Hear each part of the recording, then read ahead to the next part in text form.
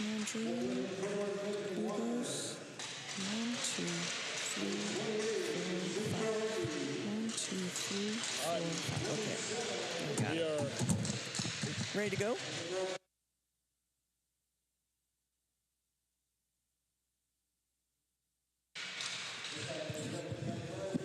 Good afternoon, everyone. Welcome to the Utah Hockey Broadcast. It's me, Anita Tucci. I'm here with my ever-stalwart partner, Patrick Gann, at the Salt Lake City Sports Complex. We are going to have a quick pause for the national anthem, and we will be right back with the pregame show.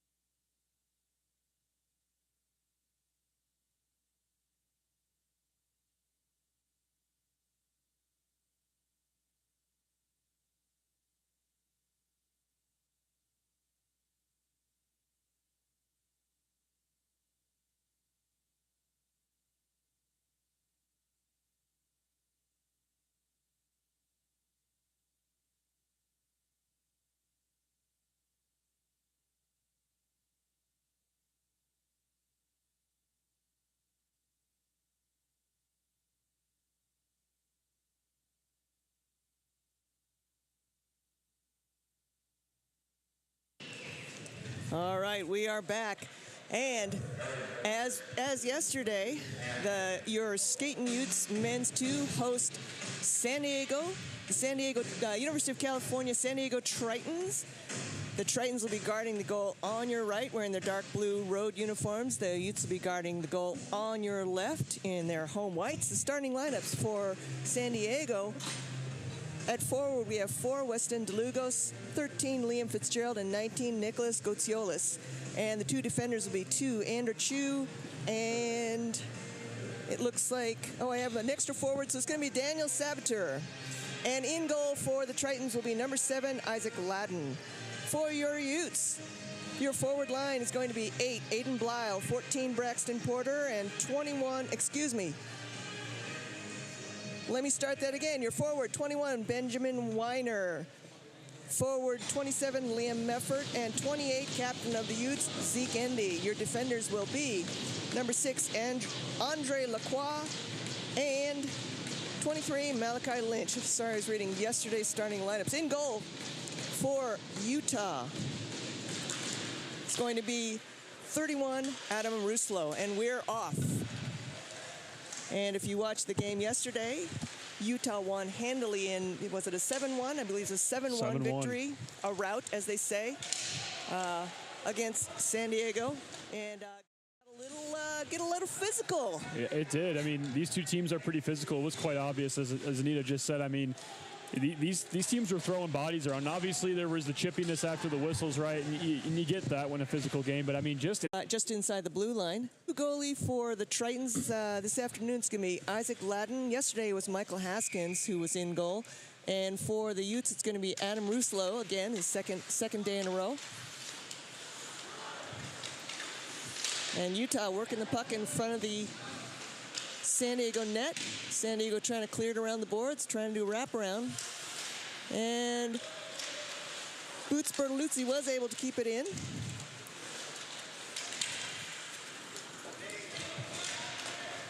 San Diego trying to get something started, but it's broken up.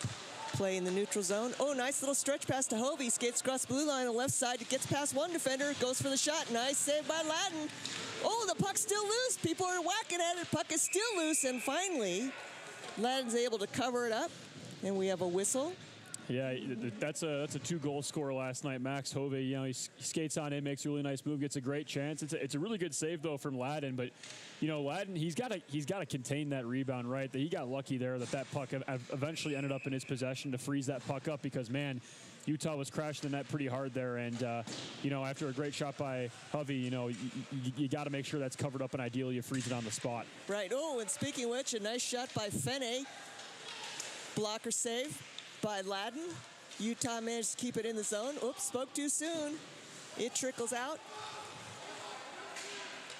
We want to welcome our fans tuning in. Of course, our fans from Utah, but also our fans from San Diego tuning in. Hope you're enjoying the broadcast. And we have, was it offsides?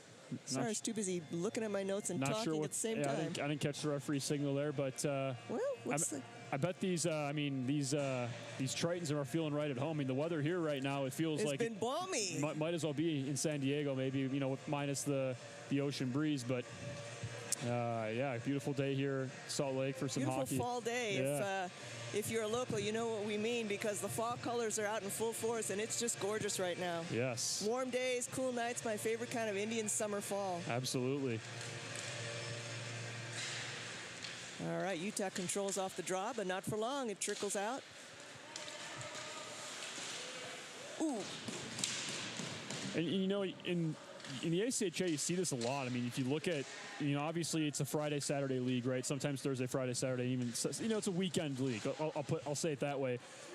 You'll see a lot of times one game's a blowout and one game's not. And in Utah, you can't let this team hang around, obviously. I mean, that goes as an obvious statement. But, expect a much better effort tonight from UCSD, right? I mean, the bus legs aren't there. They've been able to rest up.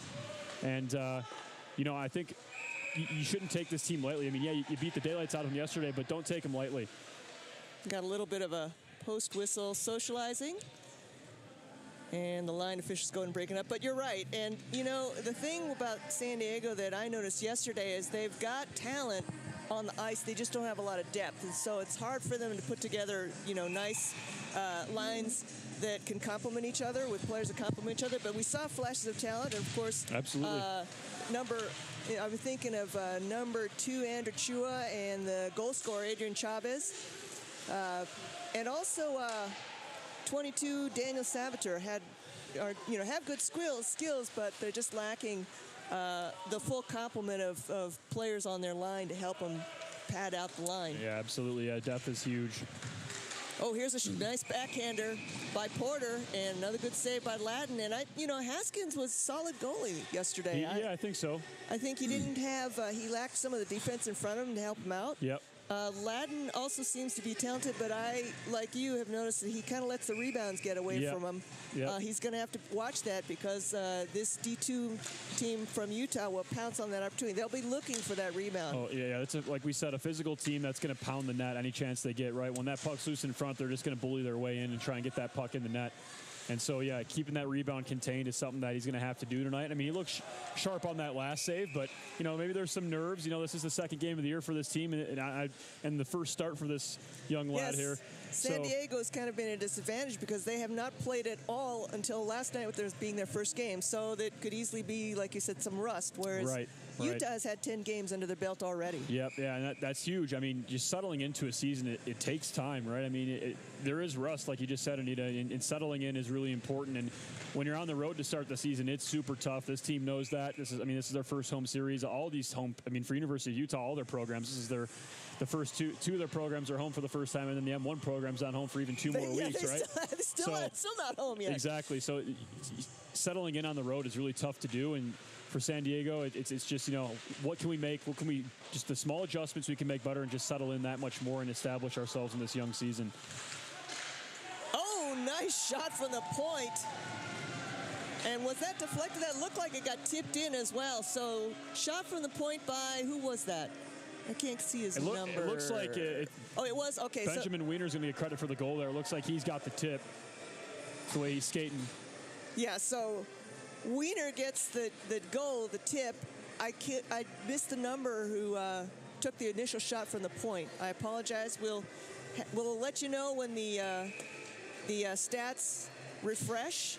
But it was a beautiful shot from the point, and Wiener was right in the proper place where he should be to tip it in. Ladden didn't have a chance. Right, yeah. It's not a goal you can blame on your goaltender. Just a great setup there for Utah.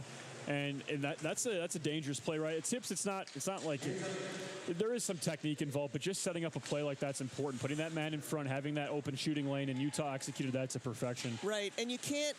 And there's another one, man. We're not even done to finish describing the first one. That looks like was that Zeke Endy?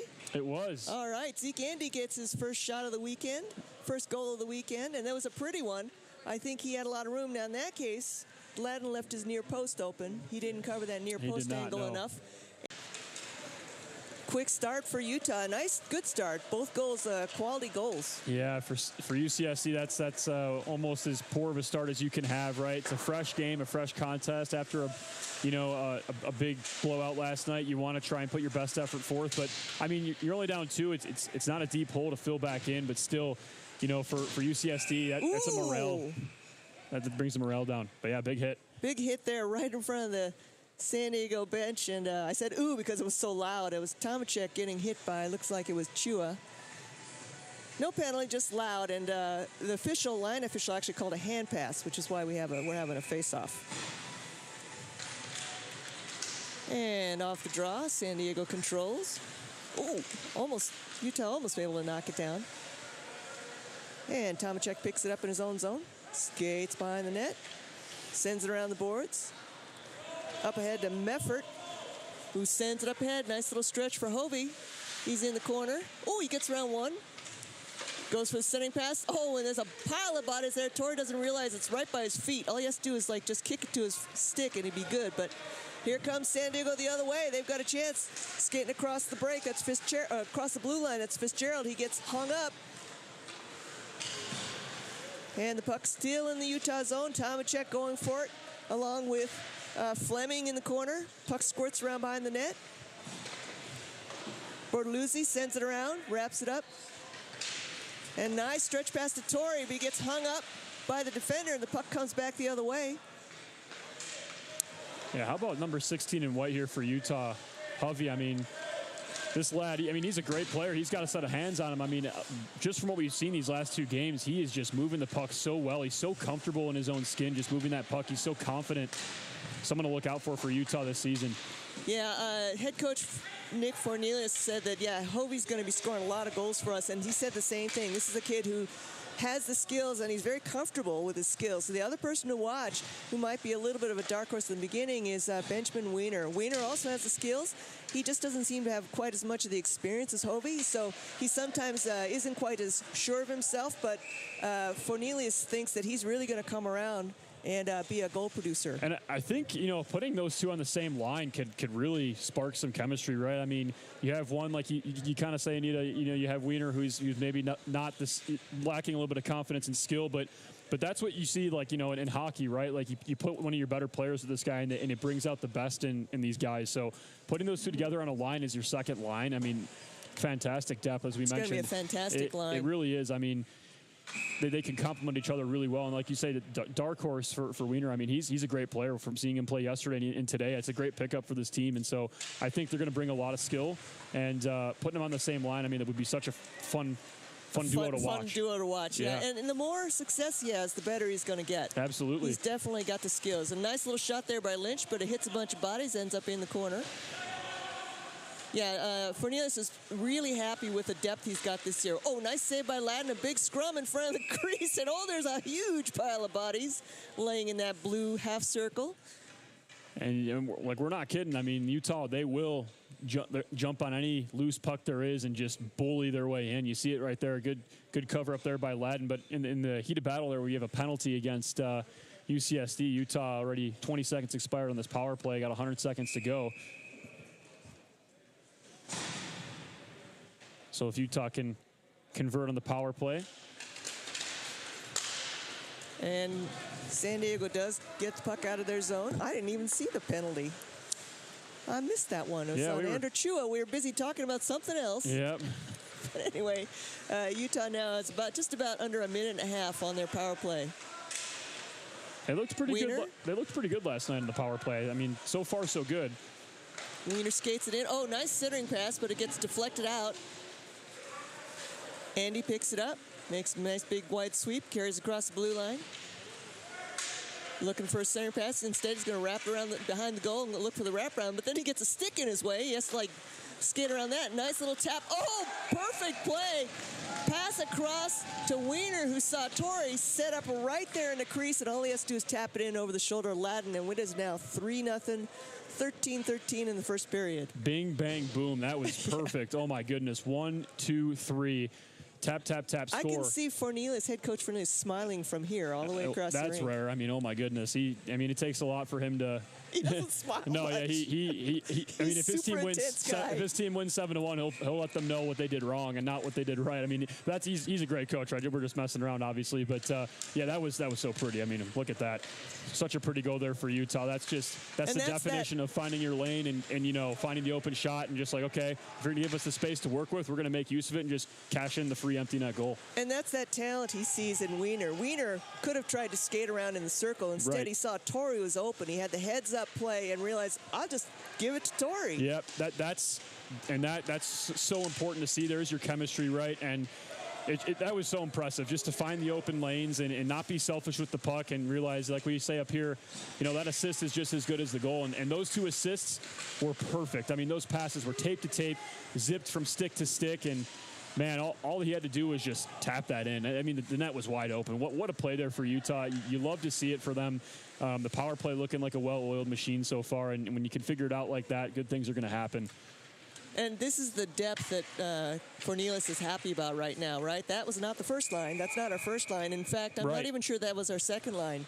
So he's really happy about the depth. Yeah, he's got really happy with his depth. He can spread things around. It gives him all those options, right? Especially when you talk about special teams, right? It gives him the options for special teams. So he's really pleased with the depth he's got this year.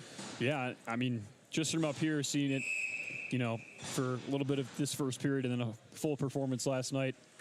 It's a team that's much different from last year, but they bring a lot of returning faces with experience, and the new guys with the skill can mesh right in. And like we've been talking about the women's team too, once you bring depth, that just opens up so many opportunities. You're kind of like, oh, wait, I don't have to put the same 2-3 guys out there every single critical situation. For a double shift. Yeah, right? I mean, now you can rest guys and have them play more.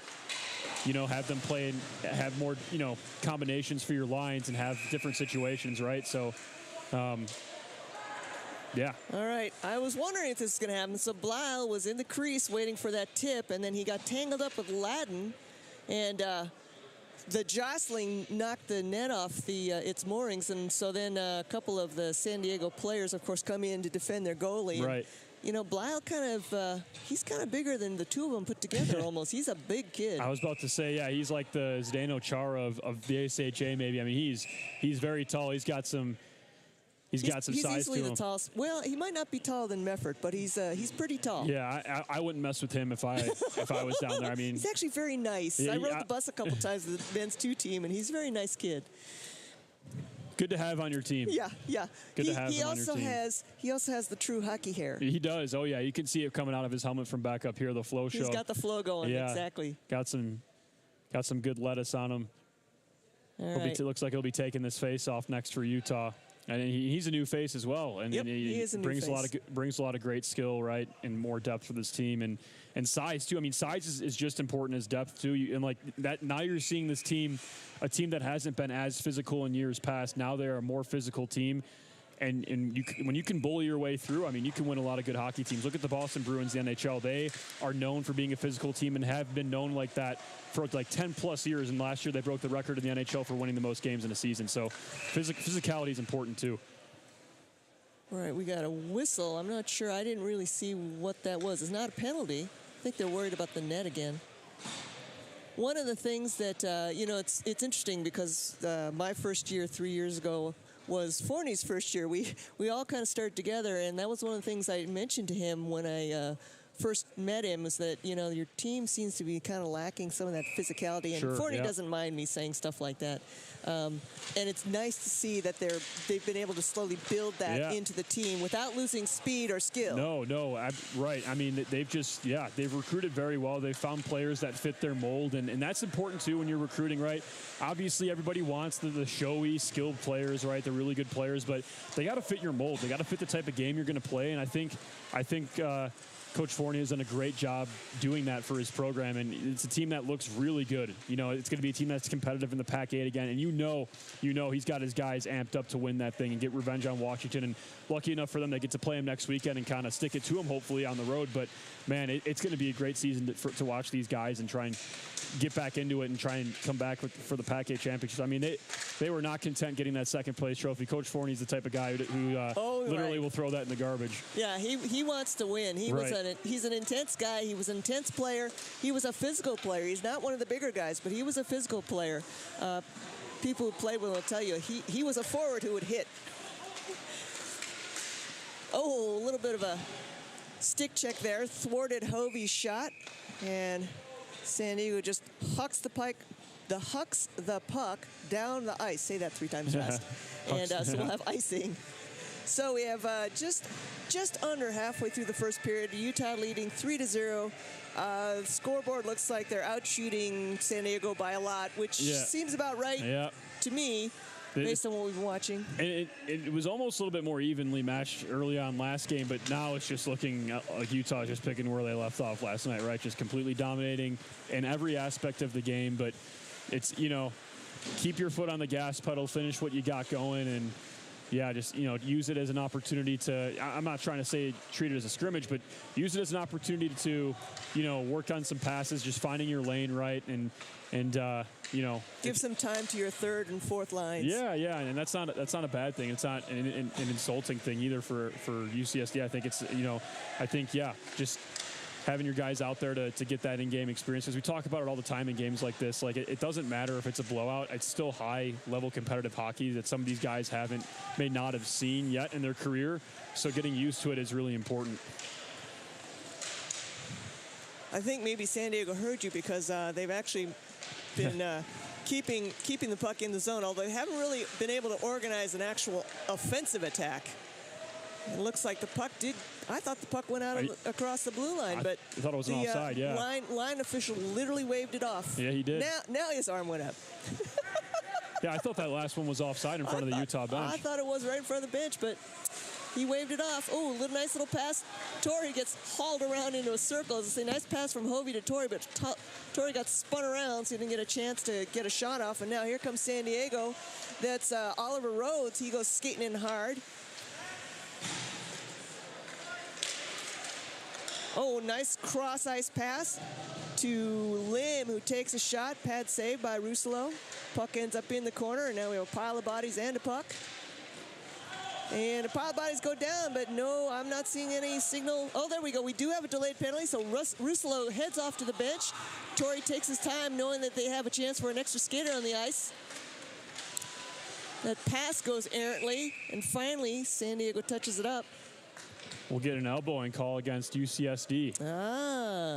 Yeah, you saw the penalty, because I saw you point to it right away, even before the official's arm went up. So that is going to be on Mr. Fitzgerald. It's going to sit for 2 minutes for elbowing. And let's see what happens. Let's see what Utah does on their power play. Looks like Blyle's. Go ahead. They scored last time, right? I mean, they're looking good. That's right. And it looks like Blyle's going to take the face-off. And a little bit of a confusion there. And off the draw, puck is still kind of bouncing around, and finally Utah controls. Setting up the box. Keeping San Diego spread out. Oh, nice shot, nice try, one-timer by Blyle, goes wide. Osola keeps it in, sends it into the corner. Sola, he looks really good. I mean, he's a guy who's been with this team for the last couple of years, and you can really tell that his game has matured a lot, and he's gained a lot of good skills from just playing at this level. And you see it last night. He got himself a goal. He's got himself on the score sheet. He looks really good this year. Ooh, nice tip by Blyle again. And one of the things that's been nice for Luke Sola is that he's always been that heads-up smart player. He literally, I tell you, he's got ESP. He knows where the puck's going to be. But up until... well, let's watch the breakaway. Wow, nice breakaway. And a score. Is that Adrian Chavez? No, that's number 9, right? Alex number Nakashima. 9, yeah. Wow, he gets the breakaway, broke up the pass, and then took off on his own. Shorthanded goal at 7:41.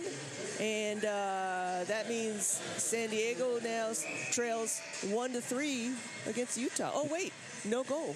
That's not a goal because the puck is, or the faceoff is happening in the Utah zone. No, it was a good save by Ruslo. I mean, he made that look pretty easy, and then I apologize there to Asola. The broadcaster's curse. I'm telling everyone how he's a great player. He makes a little bit of a turnover, but not so much his fault. I mean, it was a great defensive play by UCSD there, but Ruslo just made that look so easy. He was just, gloved it up, popped the puck back up in the air. He's like, all right, what else can I do to help my team tonight? He's just making it look so easy. Yeah, I apologize for that. I saw him look up at the ceiling, and so I thought, oh, my God, it went in. But my bad. Sorry, Adam. He'll forgive me. All right, now Utah controlling. Nice pass to Torrey. Torrey gets ridden back behind the net. Utah still has 34 seconds left on their power play. Oh, nice pass out to Lynch. Nice little drop to Andy. Ooh, he goes for the centering shot, looking for a deflection, but it goes up behind the net, so he's going to try it again. This time out to the circle. Oh, nice centering pass to Torrey. He just puts a little too much on it and goes high. Another centering pass. Torrey tries again. And this time, second time's a charm. Second goal for Torrey on another one-timer deflection. Another power play goal, and another power play goal. And that's, here we go. Looks like we got a Utah player going to the penalty box after that one. But regardless, it's a good goal for the Utes. And another, the passing just looks so good, right? Another goal where the pass was absolutely perfect, tape to tape, stick to stick. And Utah taking its time with the man advantage. Absolutely right. Finding the proper lanes. They're not forcing things that don't work. That is so huge. That is a major step in becoming more mature as a team, absolutely. Right? That skill maturity and just finding the right lanes. Forcing plays that won't work is the quickest way to be a bad team, right? It's how you turn the puck over. It's how you give up chances. And Utah's not doing that at all this year from what we've seen these last couple games. And oh, boy. Hopefully Brown's okay. Oh, my goodness. He took a massive hit. Took a massive hit and got smacked into the boards hard. And now we have a San Diego goal, I believe. Man, I don't know how that's not a penalty against UCSD. Brown's head went immediately into the boards, and you can see him just. I really hope he's okay. Yeah, he might be. His night might be over. I mean, that was really scary to see. You could kind of see him freeze up for a second there, but his head went right into the boards. That might have been kind of what distracted Utah a little bit on the defense, and it broke down because they were all looking at him, and then San Diego pounced on it. My eyes didn't leave him. I mean, he got hit. He just got jammed into the boards there, and I think that's an absolute. You hate to say it from up here, we're the Utah broadcasters, but that's an absolute missed call. That's a dangerous play. You got to take that out of the game. All right, so San Diego gets a goal on the board with just over 6 minutes left in the first period. And this was the characteristic last night as well. So they're not going to give up, even if they're getting beat by a lot of goals. They don't give up.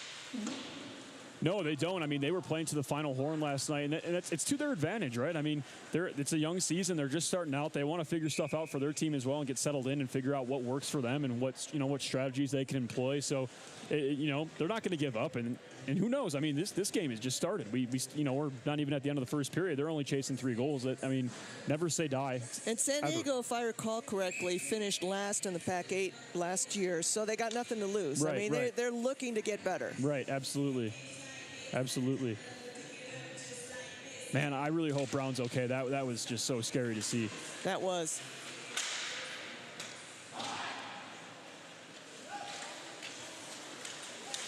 All right, Utah trying to get something started here.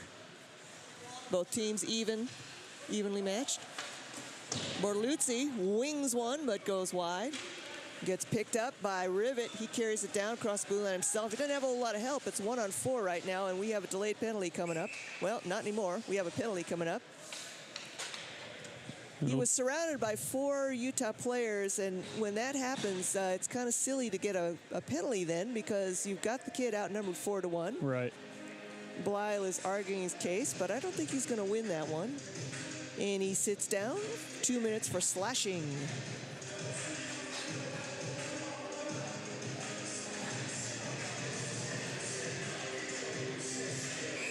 And we have a face-off. Looks like it's going to be Hovey facing off against Gurkha. And on the draw, Utah controls. Lynch in the corner, trying to get it out. Still in the corner, still in the corner. And Hovey gets it. He's got a little bit of space, but he's got 2 defenders to beat. Now he's got Kurt for some support. Tries to get around one, gets hung up, ends up in the corner. Hovey's also got some size. He's not going to be easy to push around physically. That's a really, I mean, he's just a great get for this team. It was a great pickup, and he brings, the size, the skill. He's the whole package. All right, now here comes Lacroix. He does a little fancy skating of his own. He's got some speed. This looks like it's going to be kind of a fun line here with Hovey and Lacroix both having some speed and some good skills. Lacroix brings a lot to the table, too, as one of these new players on the team. And, it's a good line. And they add Kurt, who's one of our returnees, who's actually also, he's got a lot of experience. He's a really heads-up player as well. He is. And San Diego starts something. They try to go for a stretch pass. I think that got ticked, so I don't think they're going to call icing. And, look, I got it right. You did, yeah. I didn't see that tip. Good call. I was kind of wondering why they waved it off. Actually, I heard it more than anything. Gerard carries it across, tries to dump it off to Wismuller. Kurt's trying to get it out, gets bumped off the puck.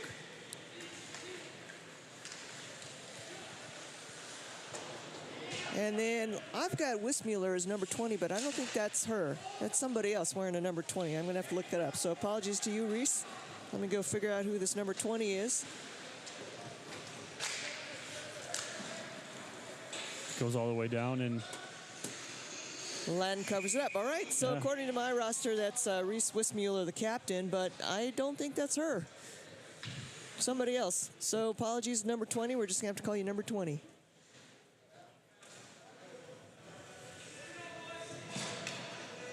All right, so we have a face-off after Ladden's save. And puck squirts out, and Blyle is liberated and joins the party. Yeah, nice kill there by Utah. And Brown's back on the ice, so that's good to see. Yeah, very good to see. And now Blyle's got a chance with a breakaway. He's being supported by, looks like Porter. Gets hung up, tied up in the corner. Finally gets puck out to the point. Brown gets knocked off the puck, and now it's going to be a race. Looks like Olszewski. And he turns around and sends it back up the ice. Good play by Olszewski. Intercepted here by Torrey. And he takes a wrist shot that goes wide. Utah setting up again in the neutral zone. Setting up their pass. Andy sends it in deep. Wiener goes back, chases it. Andy goes into the corner to pick it up. He gets tied up. Wiener comes in to help. Oh, and Tomacek gets by Tomacek, and now it's going to be a race. Tomacek versus Gutsiolis. Tomacek gets there first. And now the puck comes back in. And Ruslo sends around. He saw Lulier bearing down on him and send the puck out. Utah setting up. Nice little stretch pass to Torrey. I'm sorry, not Torrey, to Andy. Oh, looks like somebody skated off sides. 2 minutes left of the first period. Utah still leading 4-1. San Diego showing a little life here in this last part of the first period. A little bit, yeah. They're settling into this game a little bit more and becoming more comfortable moving the puck around.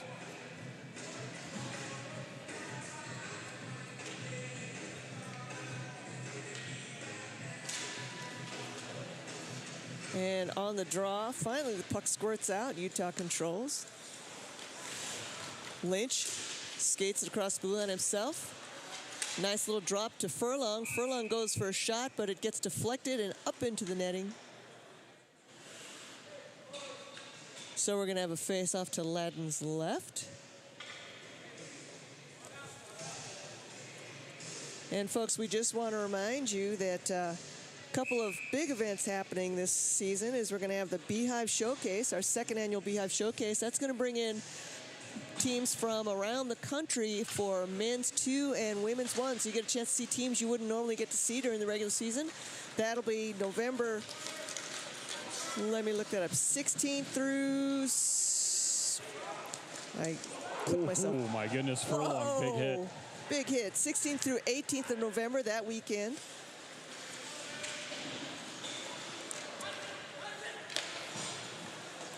And puck ends up in Utah's. The other thing to remind people, folks, is that, you know, when you buy a ticket to the game, you can actually see whatever games are playing that night. So, you know, there'll be nights where you come in and see 3 games for the price of 1. On those nights that the men's 1, men's 2, and women's 1 are all at home. Rousselot jumps on that puck. Ooh, late skate in. That was kind of not too cool. Late skate in by number 2, Andrew Chua. And Lacroix checking on Rousselot because he kind of shoved Rousselot's head into the post there. Yeah, hopefully Rousselot's okay. Yeah, and that was super late. He skated in super late.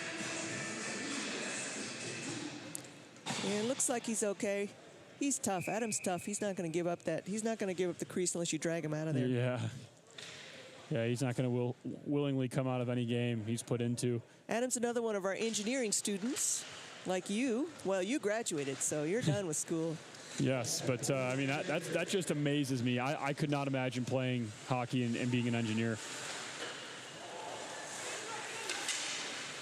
I know, and trying to like actually get your homework done. Yeah, I mean, I had to do my homework during broadcast sometimes. No, you would do them in intermissions. Yeah. I know, I saw you. I mean, they don't have the luxury of doing that. No, you can't do that. Yeah, they can't. So I don't know how they do that.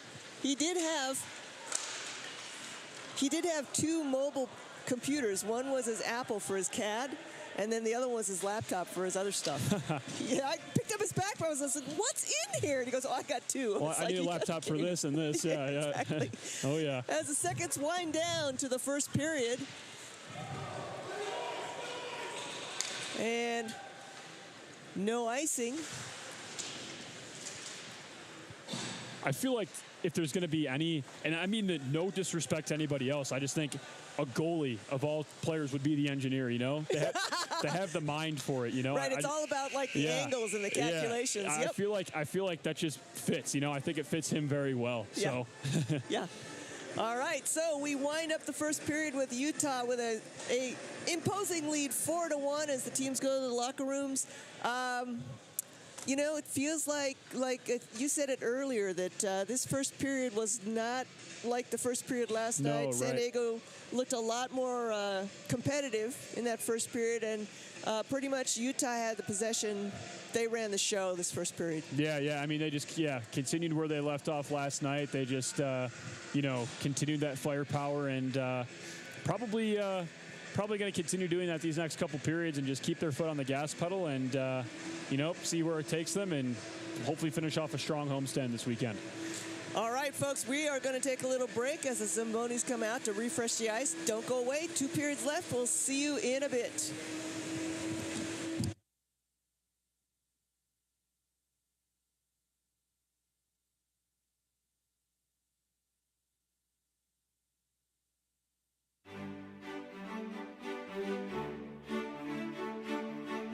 Welcome to the Rocky Mountains. Welcome to open trails and new vistas.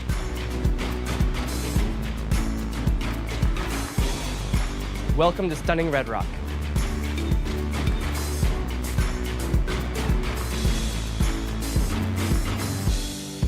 Welcome to the greatest snow on earth. By the tree of broken glass, where the home. Welcome to Game Day Fun. Anything could last. So let's go and take the words that we know. Welcome to the party! Of thoughtful dreams. But if you listen, you can still hear. Welcome to Pac-12 Sports. Our names.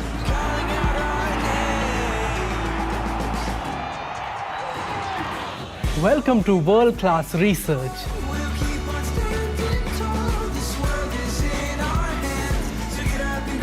Welcome to the arts.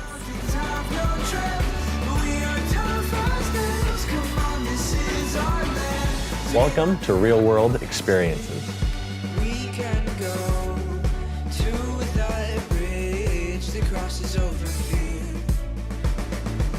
Welcome to a great education. Love and what it does to those they hold near.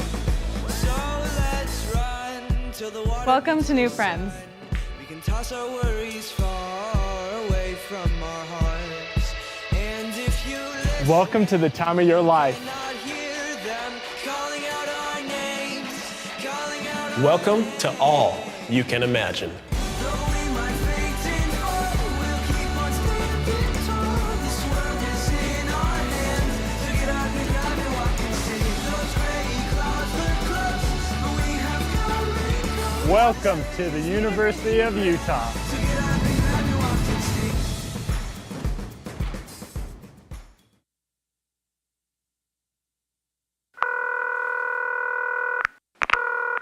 Thanks for calling the Salt Lake Visitor Center. If you have any questions, please leave a message and we'll get back to you.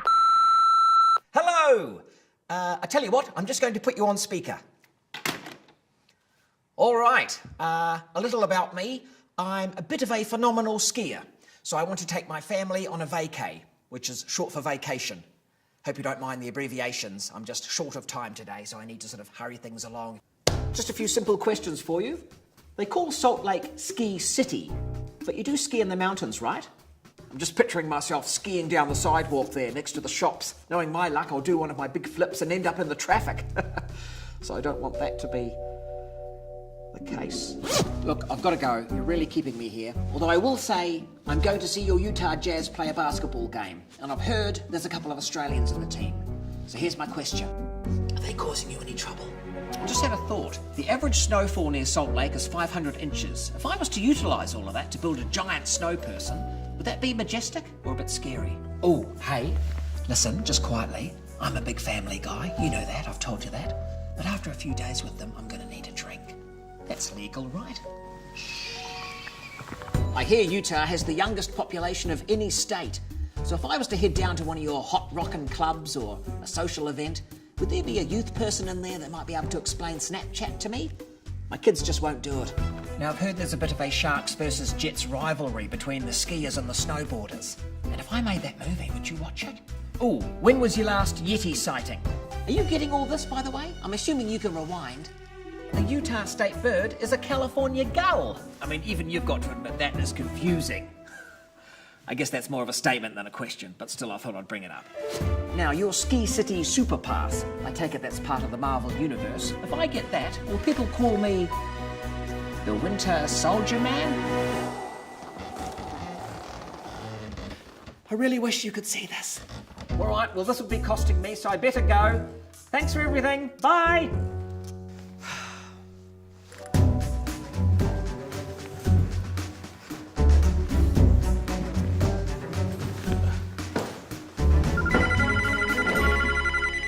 This is Beth from the Salt Lake Visitor Center calling you back to answer your questions. First off, yes, you can absolutely drink here. We'd prefer if you ski in the mountains, and I'm happy to call you Winter Soldier.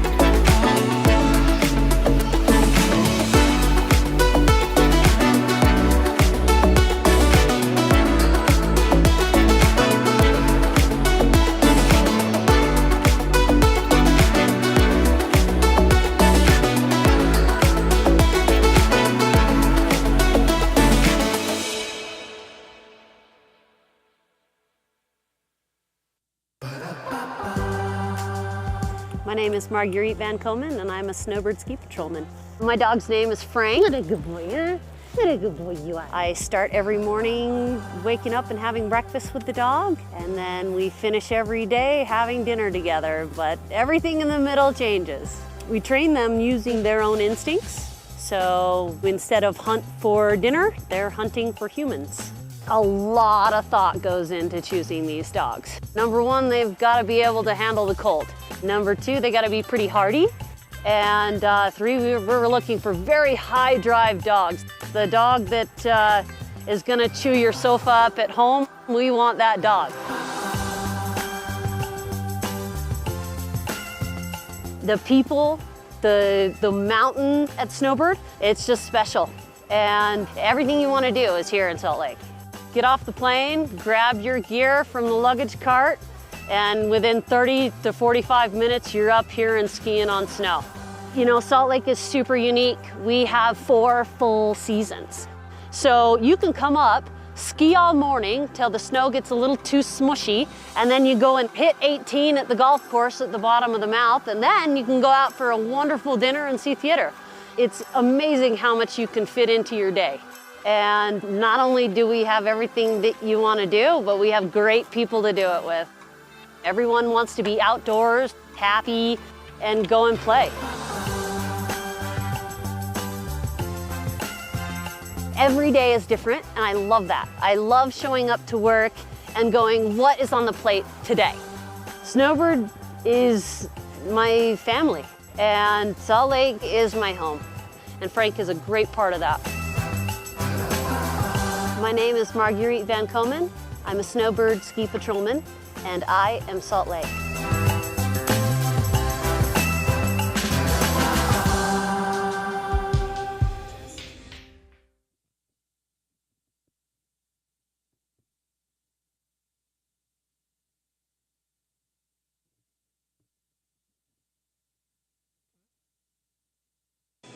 Test.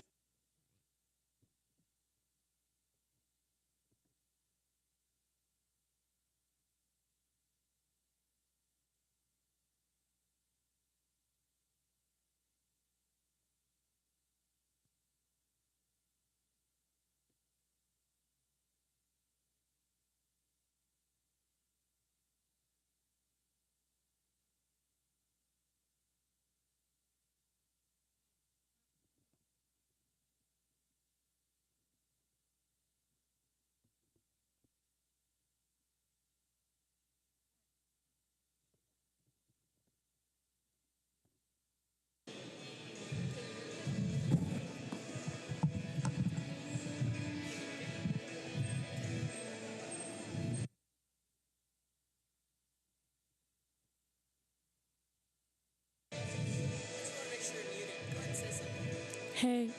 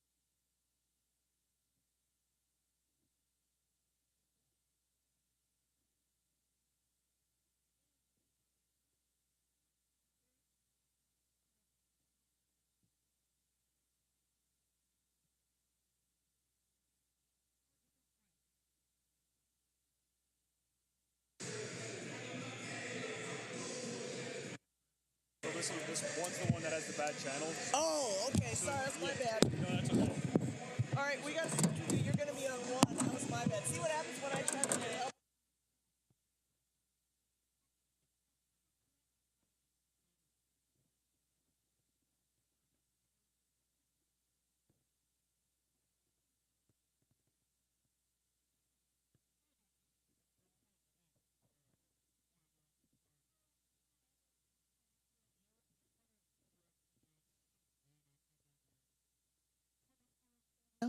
Ah, okay.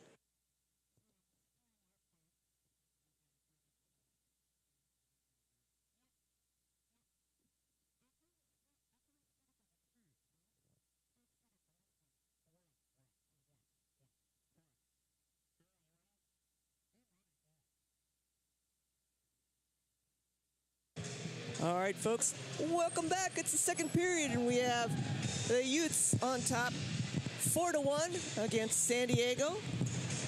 And last night, what happened is San Diego kind of came to life in the second period and was really gunning for some contention, and then they kind of ran out of gas, and we, pretty much blew the game away in the third period. So let's see what happens in this second period and see if San Diego comes out with a slightly different game plan. The other thing that's interesting is that the new head coach this year, and if I understood correctly, he was playing last year, so he's fairly young as well. I don't know what his coaching experience is. I didn't get a chance to sit down and talk to him, but I think he's doing a pretty good job for his first time. Yeah. Running a men's program. Yeah, I mean, just looking from across the way, he looks like I said last night, he looks like he could still be taking classes at UCSD. I mean, he looks like he could be a student, but yeah, I mean, like I said, we see these. Their talent is there. I think they don't, and they don't have the depth, and they're trying to execute. They just can't. Right. All right, we do have a goalie change. So on your left, San Diego, of course, they switch goals every period, and on your left, it's now going to be Michael Haskins defending the goal for San Diego. Same goaltender we saw last night. Right. Who faced a lot of shots. I think he got up to 50 shots he faced yesterday, so I hope he used a lot of ice last night.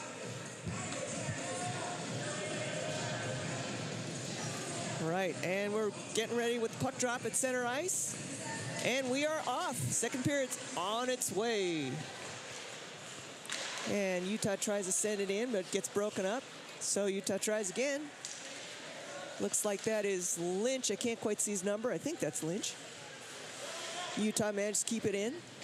Wiener sends it in deep to Andy. Spins around. Oh, sorry, that was Meffert in the corner there, and Andy picks it up. Nice little centering pass to Wiener. Blocked by Haskins. Wiener.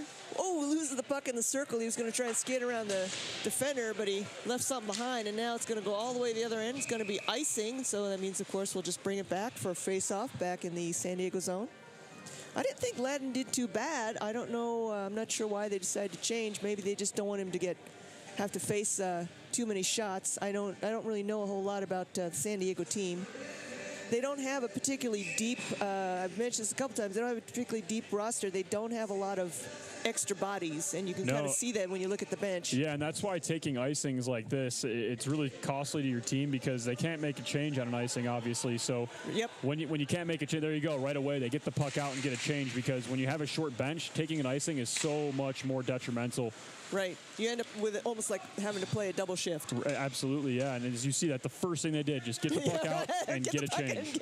Yep. Doesn't matter how you do it, just do it and get the fresh legs out there. And we talked about this last night. San Diego is at sea level. We're at 4,000 feet. San Diego, no doubt, plays on an NHL regulation rink, which is smaller than this one. So they got two disadvantages coming here to play in our house. That's the double whammy with coming here. I mean, most of the time, especially in the Pac-8, there's a lot of schools in California. So a lot of those schools are coming from at or pretty close to sea level and, coming up here with even more ice to skate with. And then being high up, it'll wear you down. And what I've heard from players is that late in the games is when you come out, you're pretty you're pretty amped up to be playing on, just playing a game. And once you're getting late into the game, that's when your endurance kind of starts to suffer a little bit. And that's the difference with that altitude. And it makes a difference, right? I mean, I can tell you personal experience from moving from here, from a place that wasn't very high up. You feel it when you're not used to it, right? So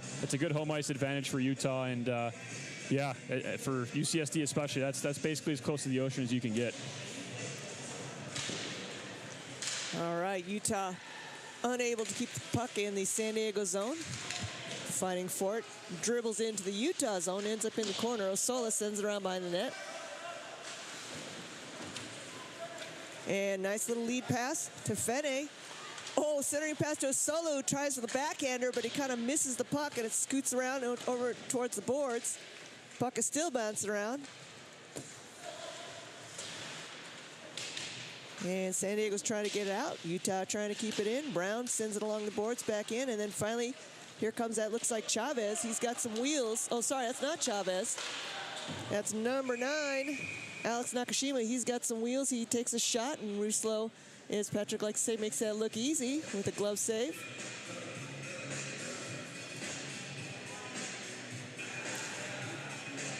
And we've mentioned this a few times, but let's see. Looks like Utah had 23 shots on goal that period, and San Diego had just 5. So clearly, as you can see in puck possession time, Utah's been pretty much determining the play, controlling the play.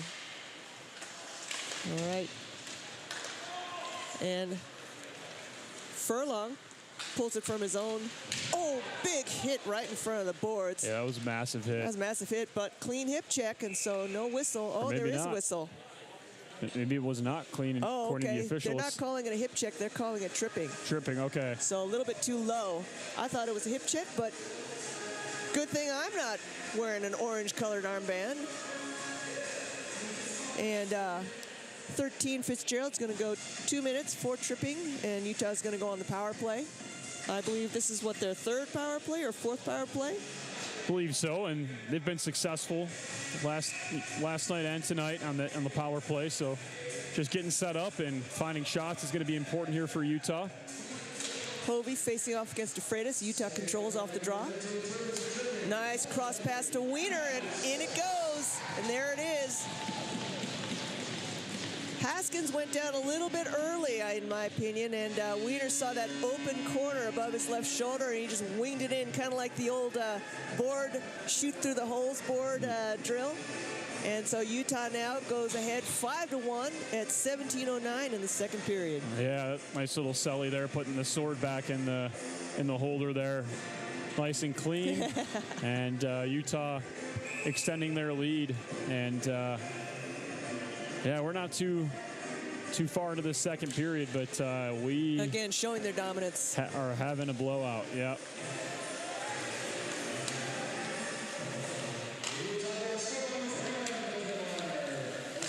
All right, Utah, a little bit of a miscue there and trying to get it out of their zone.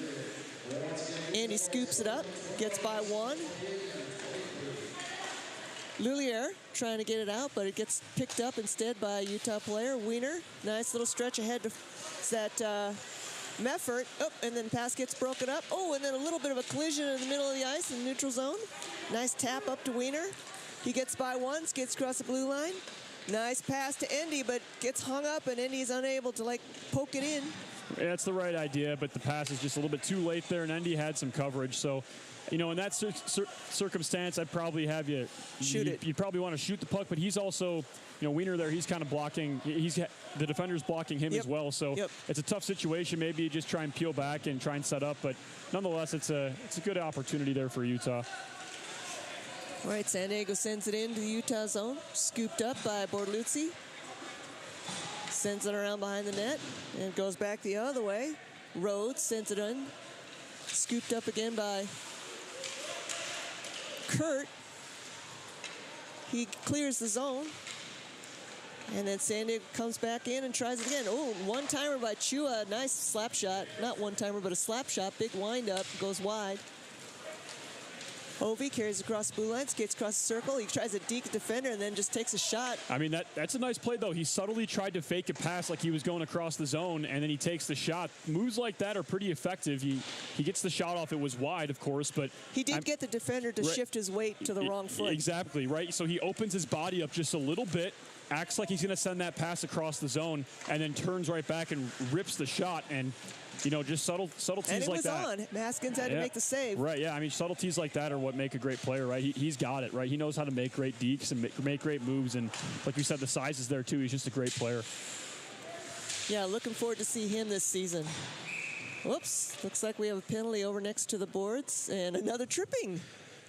Boy, what did we finish our tally at last night? 26? 27? Yeah, that's right. You were keeping track. I think it was 26 each. Yeah, that was that. I'll go back and take a look because I don't think we're on that pace right now, but that can change.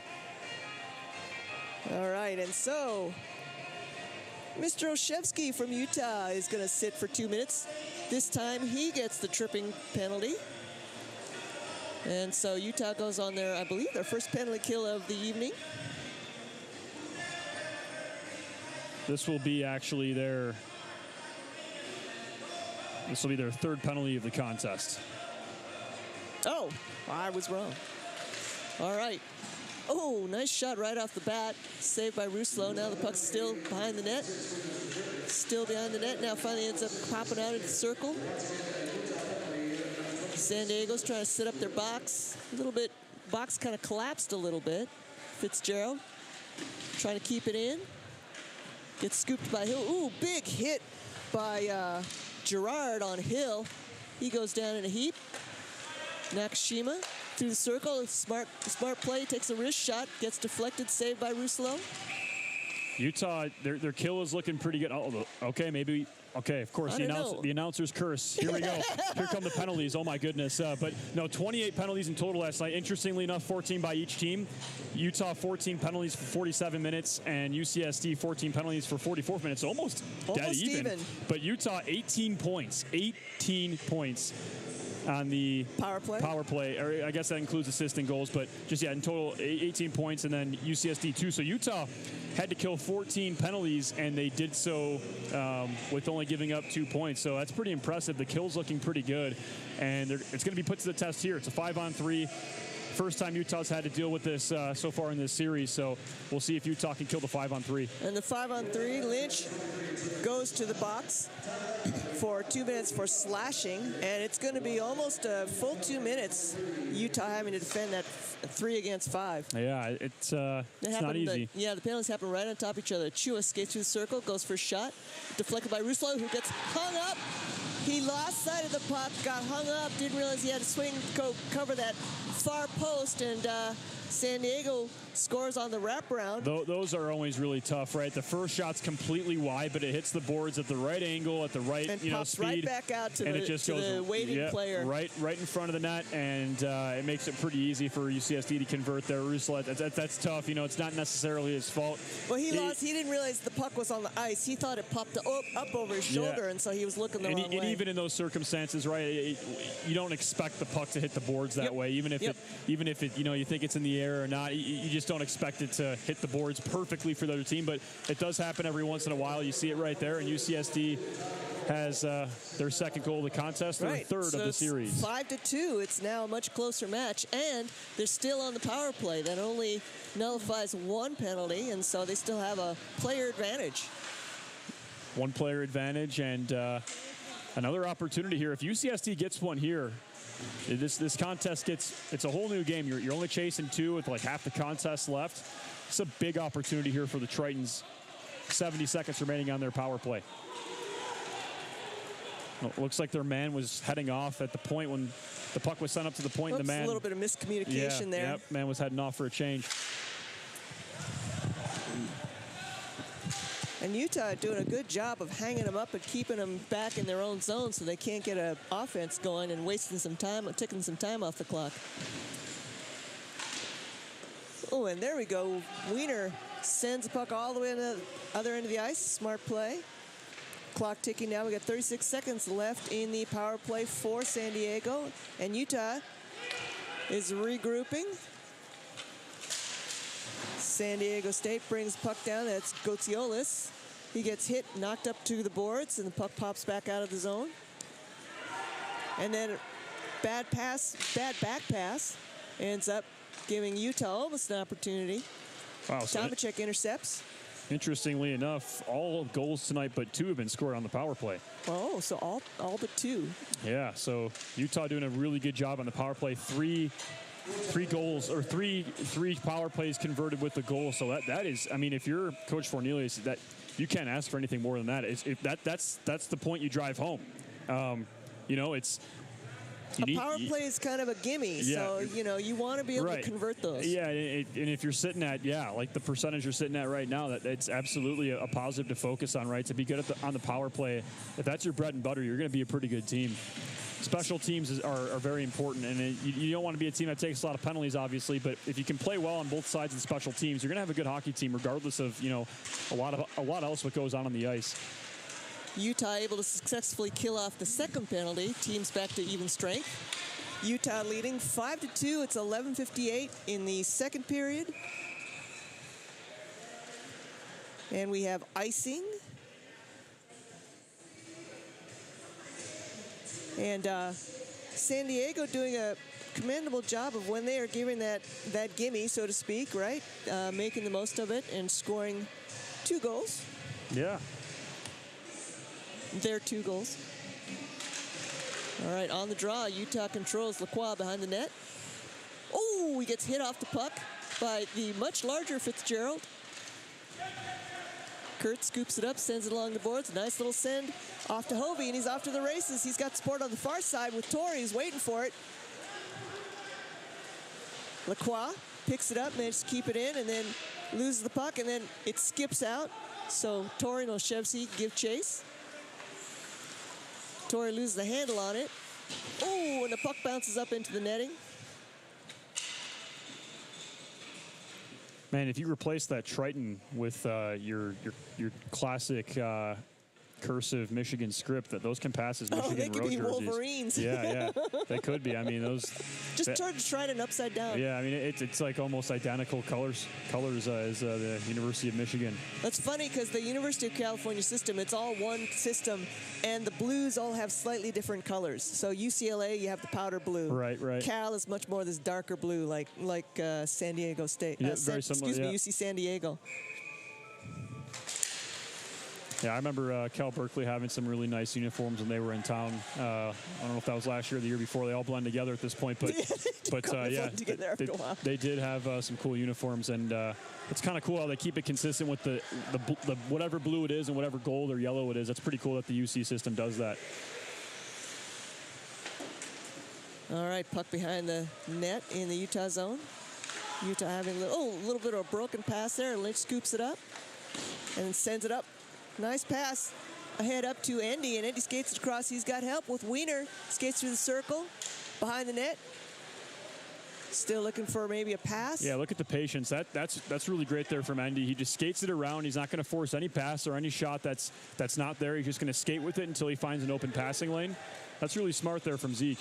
And Andy is one of those players who's a lot of fun to watch. When he first showed up, I think that was my first year as well, he just didn't have a lot of support. You could see he had a lot of talent. He didn't have a lot of support. And now he gets to kind of cut loose and make those moves and look for his pass and not try and do everything himself. And he, indeed, like you said, he's a heads-up player. Ooh, big hit along the boards. Chua versus Andy. Another hit in the corner. Utah keeping the puck in the zone. Oh, I spoke too soon. Rhodes takes it across. Doesn't have a lot of help, though. Gets around one, but then play gets picked off, and Brown takes the puck. Gets around Rhodes. Not quite. Tried to get around Rhodes, and Andy scoops it up. 9:43 left in the second period. Utah leading 5-2. Brown sends it up to Wiener. Oh, big hit from Chua from behind. I was wondering about that. Yeah, I didn't see it. Didn't look too bad. It could have gone either way for the penalty, but it looks like it will go in Utah's favor. Chua's kind of laughing. I think he's thinking, agreeing with you. I didn't hit him that hard. I think the big thing was he hit him from behind. Yeah, that's the penalty, hitting from behind. And UCSD doesn't like the call. Yeah, they're not too happy with it. All right, so we're going to have a face-off in the San Diego zone. Looks like it's going to be Blau facing off against, is that Rhodes? Nope, that's not Rhodes. Who is that? I think that's 16, so I'm going to say it's Zach Fleming. Nope, I was wrong. Gotsiolis. And Utah controls on the draw. Tomczyk trying to keep it in, not able to, so here comes Gotsiolis. He's going racing. He's got one guy to beat. Nice pick-off by Blau, who starts to break out from his own front. I think Blau, he might hate me for this. I think he might have forgotten they're on the power play as well. They have a man extra. So you don't really need to do a stretch pass when you have an extra player on the ice typically. Right. All right, so we have a face-off in the Utah end. Utah controls on the draw. Tomczyk behind the net. Puts the brakes on. Nice little move there. And here comes Utah. Oh, kind of gets, Sola kind of loses the handle on it. Fortunately, he's got a little bit of help there. And it looks like, who is that? Oh, that's Fene there to pick it up. He cycles it around through the circle. Goes for a quick wrist shot. That was smart play. He had one defender beaten before the other one could catch up with him. He goes ahead and lets a short little wrist shot go. Not a lot of oomph on it, but makes its way through to Haskins and makes a nice save. Teams decide to go for a line change.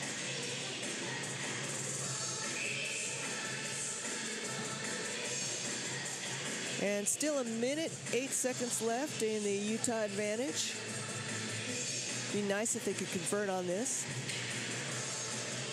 Utah controls on the draw, sets up the box. Trying to keep San Diego spread out.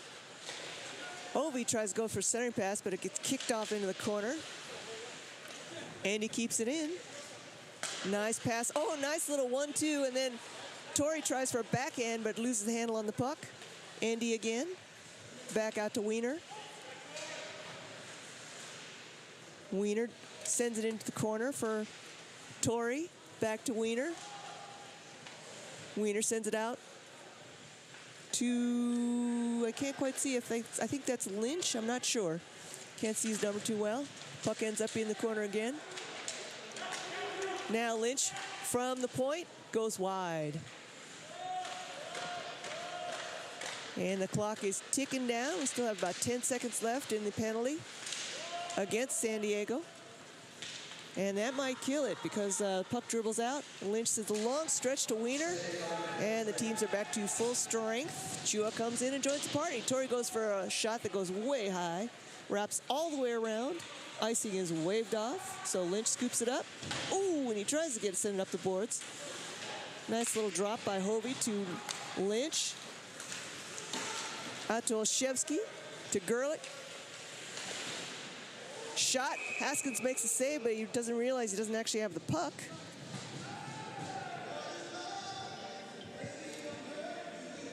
So we're gonna have a face-off. It's kind of interesting. I don't think Haskins actually had possession of it, but they blew the whistle. So we're gonna have a face-off to his left, to his right, I'm sorry. And sorry, Jack, I called you Gerlich. Gubler. I'll get it yet. And Brown unable to keep it in the zone, so Olszewski picks it up, skates around, gives his teammates a chance to call clear the zone. Porter with a stretch pass that's broken up. Smart heads-up play by Lullier. Brown tries to muscle it across. It gets tipped out. Finally gets sent in by Gubler into the corner. Intercepted by Porter to Gubler, who goes for the shot. Haskins makes the save, and the puck ends up bouncing around, still in the San Diego zone. Yeah, he was trying to go underneath the blocker on Haskins, but Haskins very quick with that right hand, that blocker hand he's got, and makes a really great save. He covered that corner, completely covered that side. Gubler skates around behind the net. Out to Olszewski. And Olszewski goes for a wrist shot. Another save by Haskins. Puck ends up in the corner. Sent around behind the net, picked up by Porter. Utah's looking very spread out. It's almost like they're in a power play. San Diego, I think their defense is broken down a little bit. They're having to try and reorganize a little bit. Yeah, it's just sloppy. It's not really coherent. Yeah, it's just, coherent. That's the word. It's not collapsing and expanding the way it should, and that's why it looks like Utah's in the power play, because essentially you kind of are when you're playing defense like that, because you have a man outside of your arrangement. And so when that happens, it opens up the middle as if you are on a power play and you're able to move the puck a little bit more freely. And so, that's kind of what you're seeing. Brown with a shot. Ooh, nifty glove save by Haskins. Save that one for the highlight reel. That was pretty. Haskins did a good job coming out to cut off the angle and then snag that with his glove on his glove side. So we got 5 minutes, 27 seconds left in the second period. And don't forget, folks, our highlight game of the evening is going to be the women's one. They're going to face off Colorado State. It was a tough, close match yesterday. It was a lot of fun to watch, and we're expecting more of the same. So be sure to tune in for that game at 7:30. Or better yet, come on down to the Salt Lake City Sports Center. Okay, breakaway here. Chance by Fitzgerald. His shot gets blocked. And now here we go the other way. It's Blyle. I'm sorry, not Blyle. Who is that? Oh, that is Blyle. Should have recognized the hair. And Osola ends up in a heap, but I don't think that's a penalty. I think they're just he got tangled up. So we're going to have a face-off to the left of Haskins. San Diego's got to be feeling the legs by now. Oh, yeah. 5 periods at high altitude with a short roster.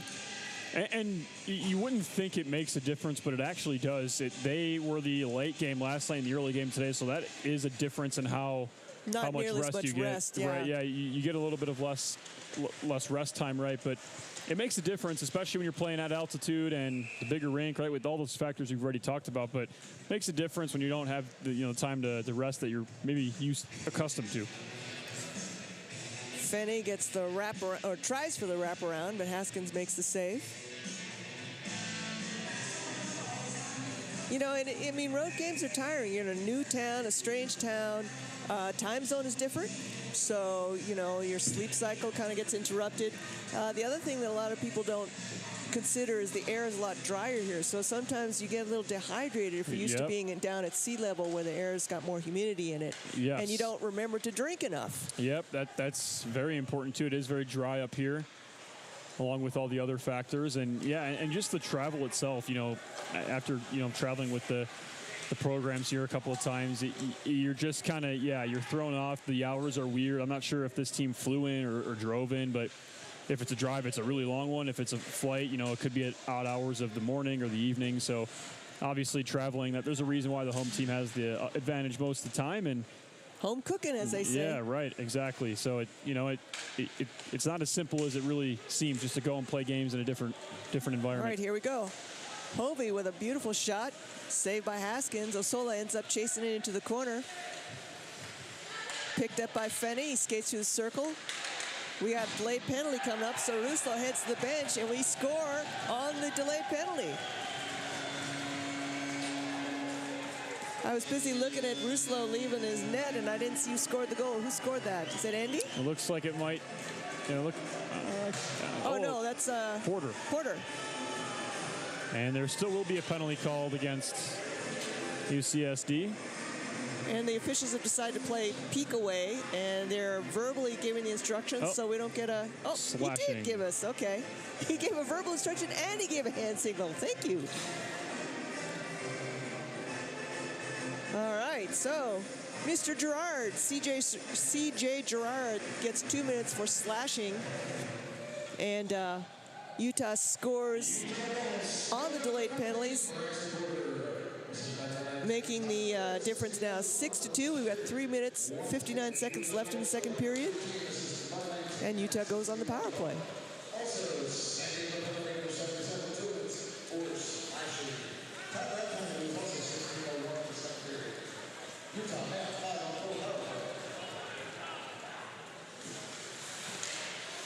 Oh, Utah trying to go for a centering pass. Andy picks it up, gets by one. trying to go for the wraparound, the sneak on the near post, unsuccessful. The puck ends up at the corner, back out to Lynch, to Wiener. Oh, centering pass to Torrey. Nice save by Haskins. He had that one smothered. Good job. Torrey was right on the doorstep, and Haskins followed him, swiveled with him, and then sucked up the puck like the vacuum cleaner. Yes. Minute 26 left in the player advantage for Utah.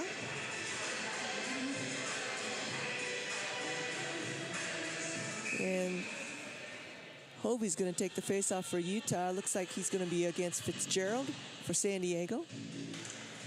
On the draw, Utah controls. Setting up their box, and then here they're actually in a power play, and you can see them setting up the box, keeping themselves spread out.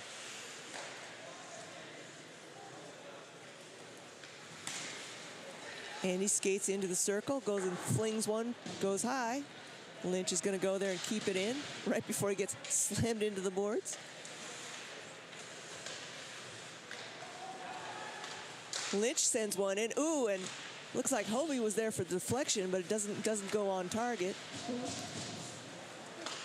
And San Diego managed to get the puck out of the zone. So Lynch is going to scoop it up and start over. Wobie gets ridden off the puck by Fitzgerald, and then the puck gets picked up by Gotsiolis, who goes for a backhander. That's a great play by Fitzgerald, just not giving up on the play, playing defense through and through, lifting that stick up, and it gave their team a great chance. Gave Gotsiolis a great chance. He just couldn't get it past Rousselot, who was also on his game.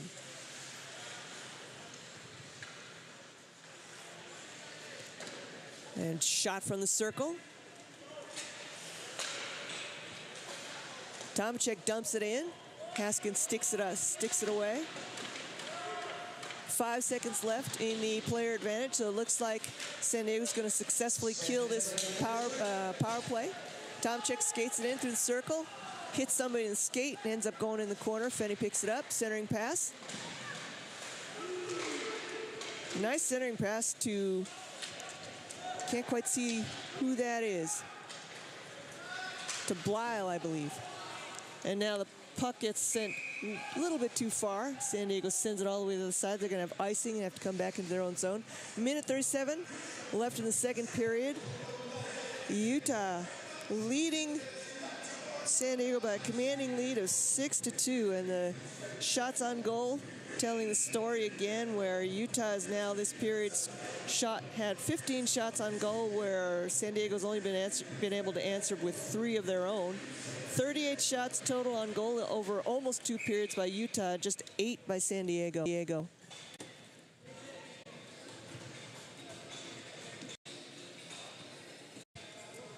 we're going to have another face-off, another whistle.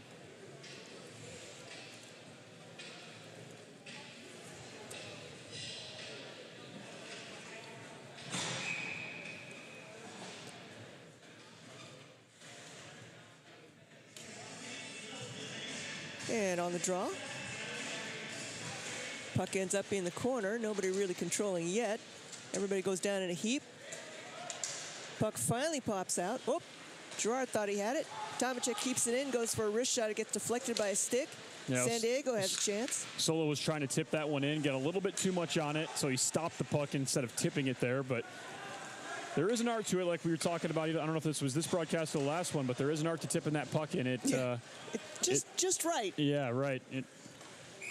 And we have another icing. The last minute and a half of this period is taking a really long time with all these icings.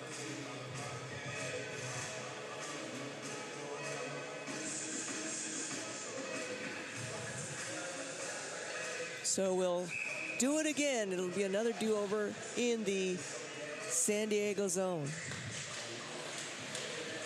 Puck's bouncing around. Finally, San Diego managed to control. Nice little play there by Rivet, getting it out, and then he loses it. Gubler tries to send it in deep. Picked up by Nakashima. Nice little lead pass to Wismuller. And Wismuller tries to go for the quick little backhand. It doesn't make it. Gets deflected. Puck is still in the Utah zone. Got a bit of a scramble here. Utah's defense is kind of broken down, and we have a delayed penalty coming up to somebody. Was waiting for one of the goalies to head for the bench, but neither one did. Oh, I was hoping he'd call a penalty shot. Man, they don't call those enough. But it'll be a hooking call against Utah and happen on that breakaway there. But Furlong will go to the box. Good chance for Wismuller. Skates it in and made one too many moves, but nonetheless, good chance for UCSD. I think he did that little hop at the end. If he'd actually not left the air, he might have gotten his penalty shot called. But the fact that he kind of hopped out of the way took that away from him. So, 2-minute penalty against Utah with just 34 seconds left in the period. So, of course, that penalty will carry over into the third period. And Utah managed to clear the puck out of the zone.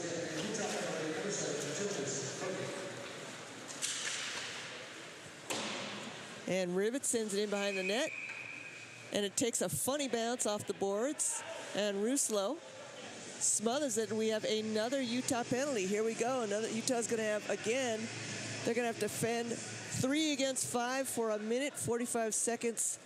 18 seconds of this period, and then nearly a minute and a half in the next period, in the third period. And Olszewski goes in the box. I believe he got called for tripping. I'm not 100% sure. I missed the hand signal, but it's going to be a 2-minute for him. So Utah goes with 3 defending against 5 San Diego players. Oh, and then a little breakaway, and here comes Wien. He's got speed. Can he beat the goalie? Oh, my goodness. Wiener beats the goalie. On a 2-player shorthanded goal, Utah leads 7-2. What a move, and just the hustle there from the moment he saw that puck, he was chasing it down, and he was going to score. Woohoo, that one's mine, baby. He saw that, and but it's more than just that. He has to use his speed to do so, and you see that. It was kind of a close race between him and the defender, but he uses his speed and just tucks it away. Really beautiful play, and Utah continuing to pile on. Yep. He timed it just right. He didn't let the goalie come out too far. He released, when he made his times release just perfectly. And Haskins didn't even see it go through. All right, so we got something happening, another whistle. The second period will end sometime, I promise. Hopefully in 8 seconds, right? Something like 10 whistles in the last minute and a half. Right. Oh, it looks like it was offsides. 8 seconds left. Puck is still bouncing around. Finally, Brown managed to clear it out. Chua sends it back in deep. Brown chases it into the corner, and that ends the second period. So Utah goes into the locker room. Well, both teams go to the locker room. Utah leading 7-2. They're going to still have to defend a 3 against 5 for a minute, nearly a minute and a half when we start the third period. Yes, that'll be a challenge for them, but Utah's been doing pretty good on the kill these last couple of nights, and they've already had to kill one of those so far this evening. So we'll see what they can do when they come out for the third period, but looking very good for the second night in a row against these UCSD Tritons. Yeah, they're looking very good, and I'm really pleased to see that they haven't just kind of taken this like a wild shoot fest, but they're trying to stick to their plays, stick to their fundamentals. Absolutely, yeah, they really are, and you can just see it. It's a team that just looks so much more mature, and the fundamentals are there. And I mean, I don't know about you, but it's fun to watch. It is fun to watch. Yeah, right? I mean, it really is cool to see this team. Like you said, your first year, gel. You can see them, and just the growth is so exciting to see. It really is, and us up here in the booth, it makes us happy to see it because they're doing the right things, and it's a slow growth sometimes, but it eventually pays off, and I think that's what we're seeing right here. Yep, absolutely. All right, folks, we are also going to take a little break, and we will see you for the third period.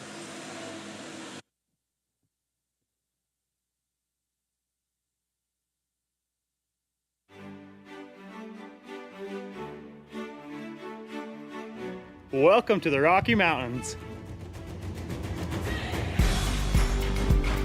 Welcome to open trails and new vistas.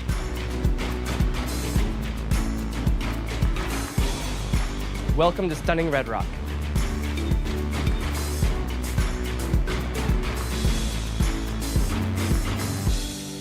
Welcome to the greatest snow on earth. By the tree of broken glass, where the home Welcome to Game Day Fun. Anything could last. So let's go and take the words that we know. Welcome to the party! Of thoughtful dreams. But if you listen, you can still hear Welcome to Pac-12 Sports. our names, calling out our names. Welcome to world-class research. We'll keep on standing tall. This world is in our hands. So get up and grab your Welcome to the arts. have no trip. We are tough as nails. Come on, this is our land. Welcome to real-world experiences. We can go to that bridge that crosses over fear. Welcome to a great education. Love and what it does to those they hold near. So let's run till the water. Welcome to new friends. We can toss our worries far away from our hearts. And if you listen, Welcome to the time of your life. not hear them calling out our names, calling out our Welcome to all you can imagine. Though we might fade and fall, we'll keep on standing tall. This world is in our hands. So get up and grab your walk and see those gray clouds look close, but we have come and gone. Welcome to the University of Utah. So get up and grab your walk and see.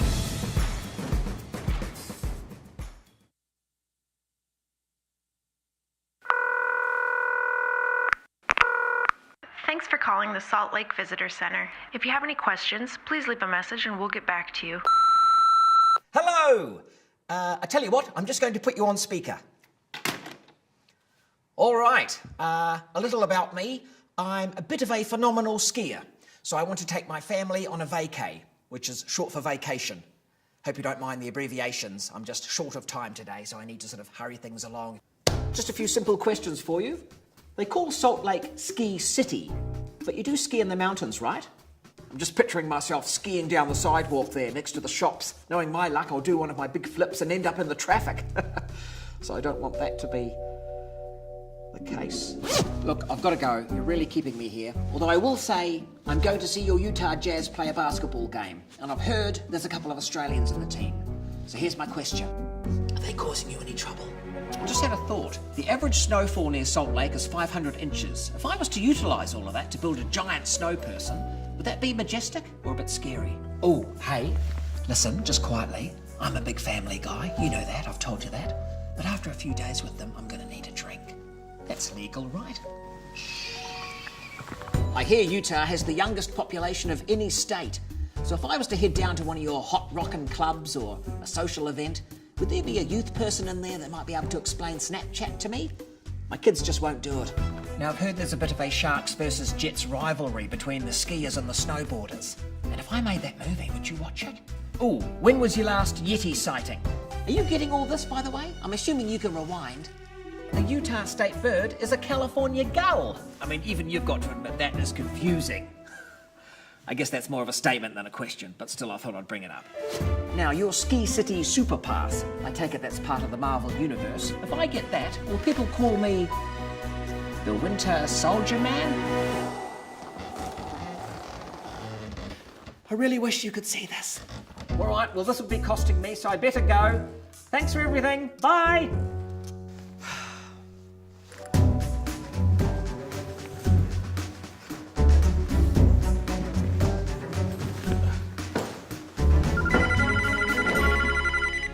This is Beth from the Salt Lake Visitor Center calling you back to answer your questions. First off, yes, you can absolutely drink here. We'd prefer if you ski in the mountains, and I'm happy to call you Winter Soldier.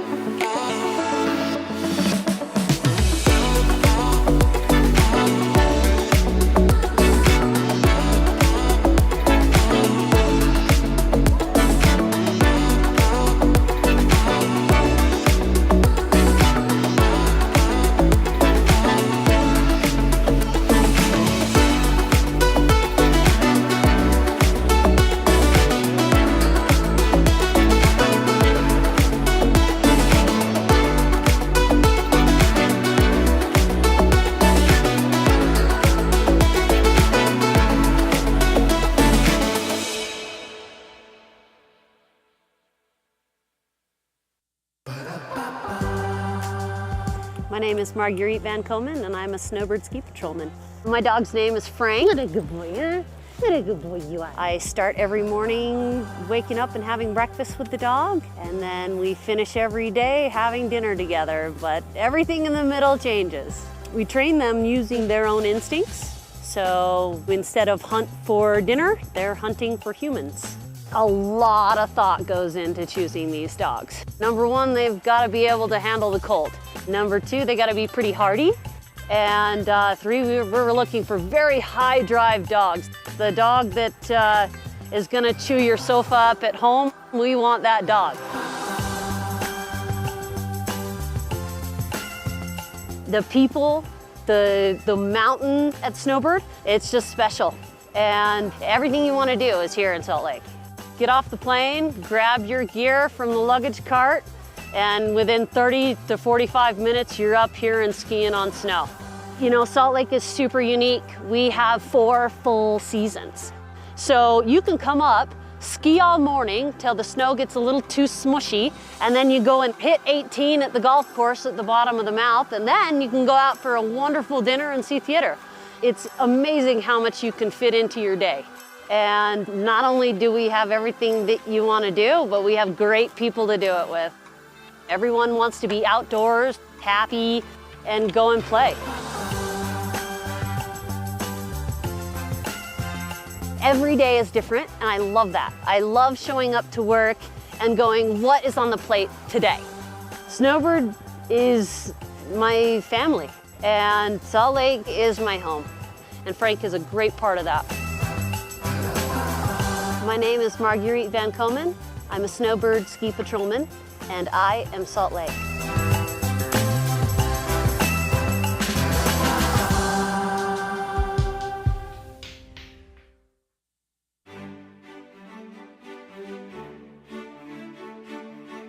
Welcome to the Rocky Mountains. Welcome to open trails and new vistas.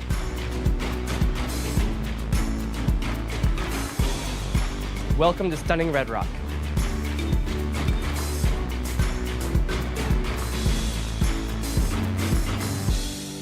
Welcome to the greatest snow on earth. By the tree of broken glass, where the home Welcome to game day fun. anything could last. So let's go and take the words that we know. Welcome to the party! Of thoughtful dreams. But if you listen, you can still hear Welcome to Pac-12 Sports. our names, calling out our names. Welcome to world-class research. We'll keep on standing tall. This world is in our hands. So get up and grab your Welcome to the arts. Time, no trip. We are tough as nails. Come on, this is our land. Welcome to real-world experiences. We can go to the bridge that crosses over fear. Welcome to a great education. Love and what it does to those they hold near. So let's run till the water. Welcome to new friends. We can toss our worries far away from our hearts. And if you listen, Welcome to the time of your life. not hear them calling out our names, calling out our Welcome to all you can imagine. Though we might fade and fall, we'll keep on standing tall. This world is in our hands. So get up and grab your walk and see those gray clouds look close, but we have come and gone. Welcome to the University of Utah. So get up and grab your walk and see.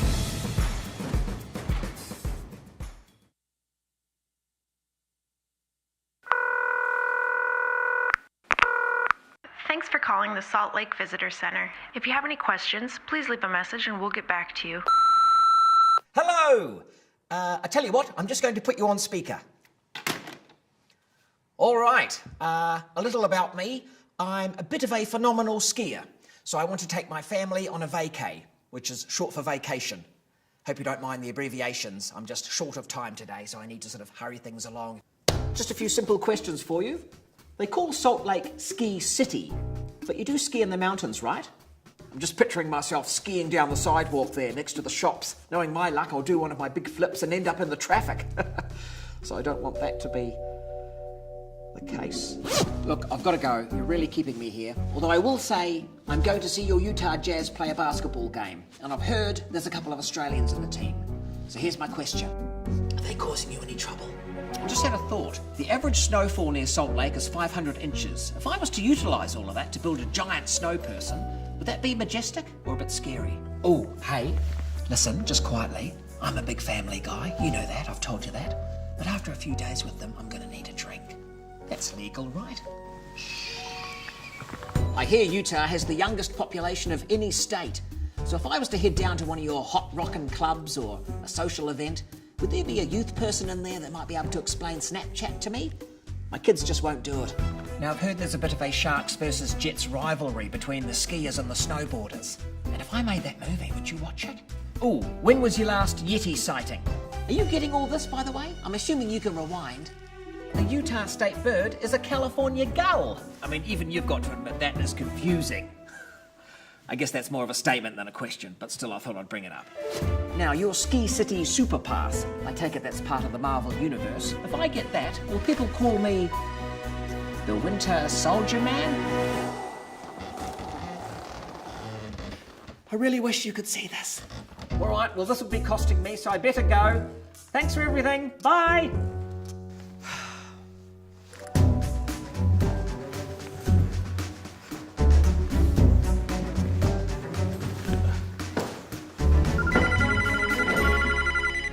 This is Beth from the Salt Lake Visitor Center calling you back to answer your questions. First off, yes, you can absolutely drink here. We'd prefer if you ski in the mountains, and I'm happy to call you Winter Soldier.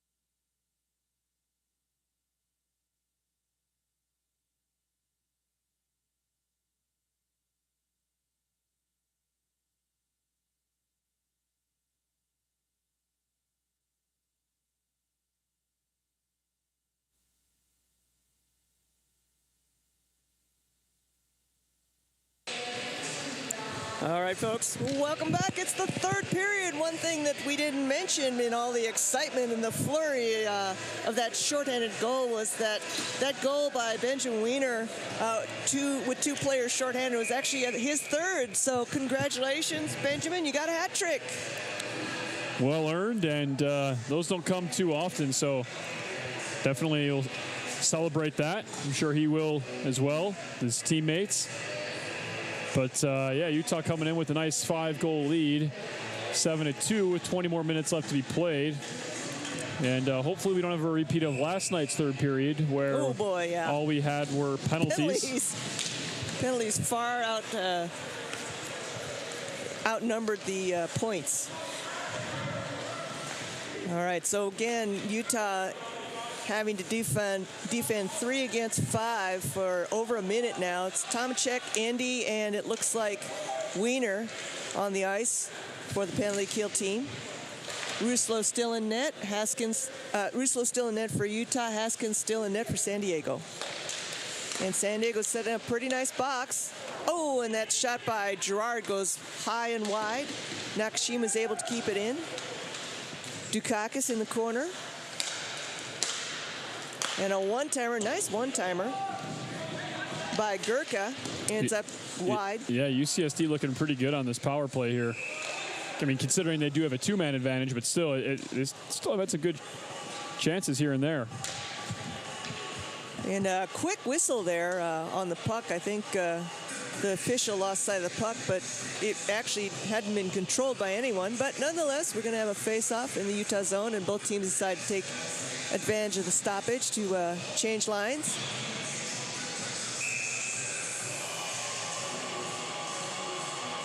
Utah still 36 seconds left with 2 players down. And puck ends up behind the net. Fitzgerald sends back the other way to Rhodes. Rhodes sends it out to Sabater. He sends it out to the point. And from the point, Chua goes with a wrist shot, and Ruslo makes a nice glove save. Penalty kill unit for Utah now is Porter, Hill, and Tomacek. And face off to Ruslo's left. And on the draw, Utah actually, oh no, Utah, I thought Porter was going to be able to clear that, but nope. San Diego keeps it in. Rhodes wraps it around the net, back to Fitzgerald. You've got Rivet parked there in the crease, waiting for a tip-off. Oh, and there it was. Oh, my goodness, poor Ruslo. That was a nice wrist shot from the point by, I think that was it Chua, number 2? Anyway, Ruslo thought he had it, and unfortunately it trickled behind him, and then somebody poked it in across the goal line. That's what you run that risk every time you go in the butterfly position like that, saving a shot, and yeah, it just squeaks through right there, and SDSU, or not SDSU, I apologize. That's a bad mess up. Those two are rivals. Right. Yes, UCSD, they just clean it up. I've been doing it too. Well, and the problem for Utah is with only three players, whoever, I don't recall who was the defender, they did their job and cleared Rivet out of the crease, but that still left, 2 extra bodies who are unguarded because we're two players short. So, still 17 seconds left in the second penalty, with Utah being a player short. And some kind of discussion going on. Oh, it looks like there might have been a penalty called against UCSD. Oh, against UCSD on that goal. I wonder what that was. So that's going to even things up. It'll be 4-on-4. Well, it won't be 4-on-4 because I still see 5 players on the ice for San Diego. That should change here in a second. San Diego captain Lilliard going over to ask. And she's going off the ice. You are correct. Good call. So it's going to be 4-on-4. Did you see the call? I did not know, but regardless, that'll be 4-on-4, yeah, and then Utah to a pretty lengthy power play. Or maybe not. Looks like it'll be a 5-minute penalty of some kind. Now Lulier comes back out. Now 23, that's Gurka in the box for San Diego. But for some reason, San Diego still has 5 players on the ice and Utah only has 4. So I'm confused, Patrick. Okay, let's get this figured out. Okay, it will be a 4-on-4. Oh, okay. And she went back. That poor gal's had to come back and forth, back and forth. Yeah, the officiating staff needs to figure this out. I mean, it's a 2-minute penalty. It's not that complicated. I mean, it really isn't. Yeah, it's a minor. It looks like it might even be a bench minor. Might have been, yeah. Maybe too many men. Maybe or something unsportsmanlike, something like of that nature. Somebody say the magic word from the bench. That tends to happen. Oh, last night we had people saying magic words all over the place. Oh, yeah. And they weren't 2-minute minor words. Yeah. They were big words. Oh, they were 10-minute misconduct words. Yeah.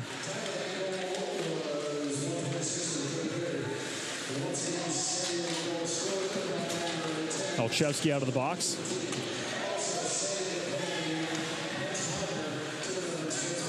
Yep, unsportsmanlike from the bench minor. Unsportsmanlike. And Utah now has the player advantage. Lynch sends one in. Saved by Haskins. Andy dumps it in, tries to bounce it out behind him. Unsuccessfully. And then Hovey tries to skate it across the slot, but that shot goes wide. Ooh, and another pass to Torrey. I tell you, this Hovey-Torrey pair-up is a good one, a productive one. And that'll be Wiener's 4th goal of the game. And Wiener picks up the rebound. Haskins unable to control the rebound off of Torrey's shot and ends up being... No, I think it's Hovey. He's first in the line. I'm pretty sure I saw 21 in white clean that up, but okay, maybe, we'll see. Yeah. We'll see who gets credit for the goal, but we will see. Nonetheless, Utah now goes ahead 8-3 at 17:41 on the power play goal.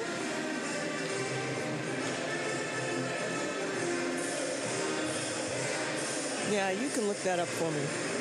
Let's take a look and see. I was busy admiring the Hovey to Torrey connection, but I do think that's going to be a productive pair up that line. Hovey and Torrey seem to be in sync, and we're seeing a lot of chances with Torrey getting a nice reception. Now Gerard goes down in a heap, but no whistle.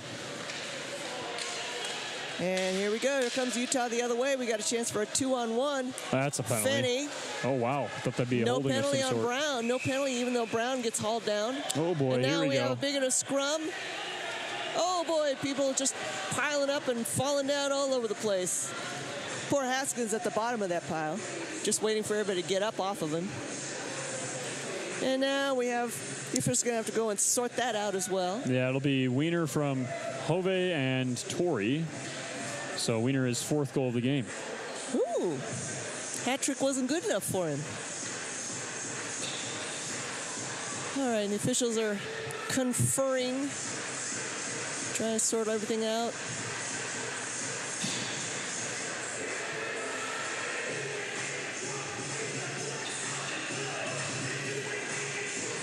And amazingly enough, no one goes to the box after all that. Yeah, wow, that's surprising. Face-off just outside the San Diego zone. Wismuller facing off against Meffert. Oh, sorry, not Meffert, Blyle. Utah comes up with it. Olszewski goes for a quick wrist shot from the circle. Oh, and Haskins thought he had it. The puck gets away from him, and then just somebody pokes it in. Almost like looked like Haskins had the puck. He got spun around. A bunch of bodies crashes, spun around, and he lost control of the puck when he got spun around. And then it was just sitting there for Olszewski to poke it in. Yeah, unfortunate break there for the goaltender Haskins from UCSD, but Olszewski gets himself on the score sheet. And yeah, Utah continuing to add on, making that 9 goals. Yeah, it's too bad for Haskins. That's one of those cases where you really need a defender to come in and help him, like back him up from the behind, come up behind to prevent that kind of thing from happening, because he got totally spun around, and then as that happened, the puck popped loose, and it was just sitting there. Yep. All right, so 17:05, just barely 3 minutes in the third period, and Utah with a commanding lead, 8-3. I think what's actually impressive is that San Diego has 3 goals. With Utah having so much of the possession, they're not giving up. Right.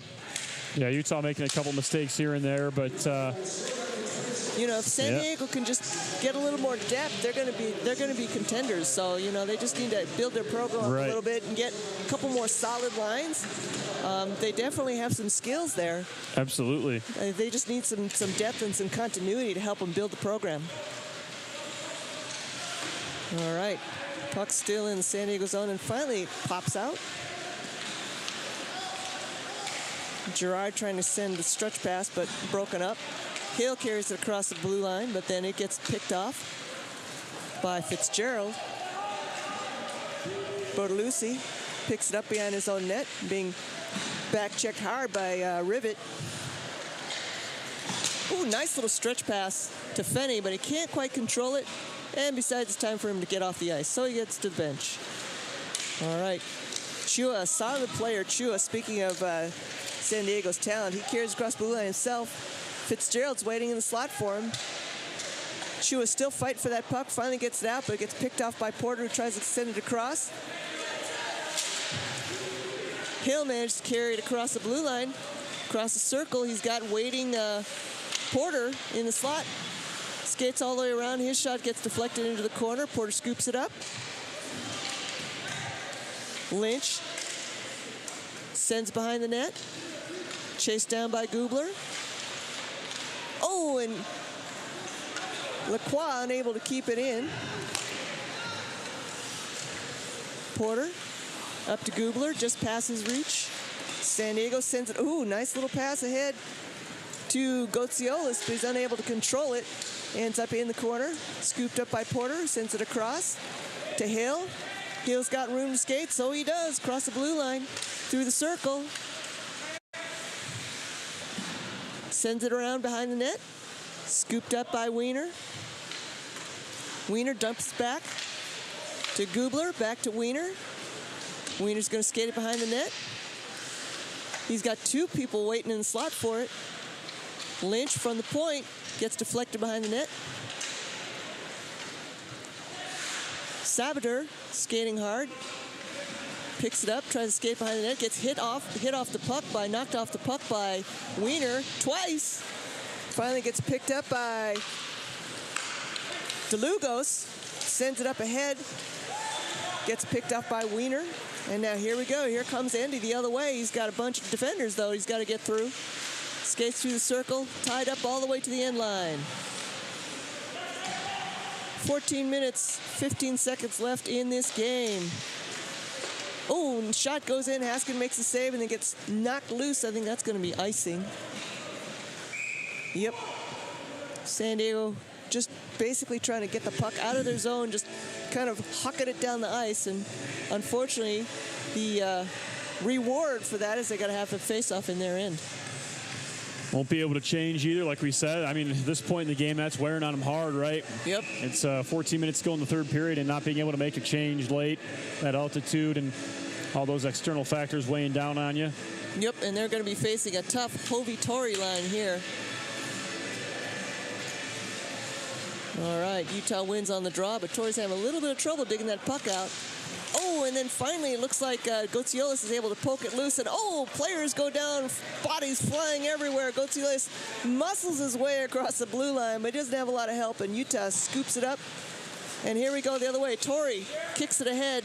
He's got Hovey waiting for him in the center. Hovey does the deflection. Great save by Haskins, but he's unable to hang on to the rebound, and Kurt is there to scoop it up and says, thank you very much. It's 10-3. Utah goes into double digits. Yeah, and that's another pretty goal from the Utes. You just you keep crashing the net, you keep following up. They set up a good little tip there. It hits the goaltender, and then Utah cleans up the rebound, and now it looks like Chua will go to the penalty box. Referees tolerating nothing tonight. Yeah, they're clamping down on. They don't want to have what we saw last night with all those extra penalty minutes. Right. I mean, sounds like this has got to be an unsportsmanlike of some sort. Yeah, again, this was a verbal communication to the scorekeeper, so we didn't see a hand signal.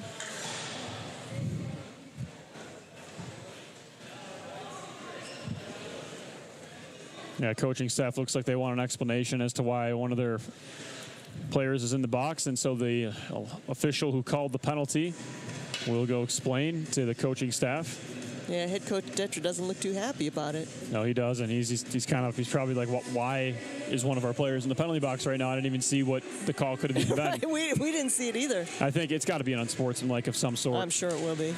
It's almost like every time a goal's announced, Justin down there has got to make it a penalty. Yeah. He's got to call a penalty after. I mean, the last couple goals, there's been a penalty called directly thereafter. Lyle with a nice wrist shot, saved by Haskin.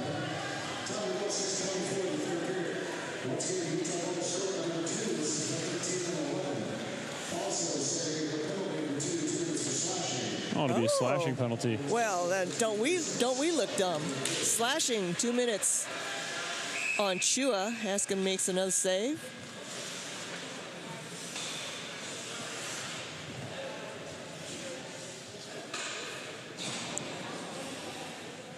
And so we'll have a face-off to Haskin's right.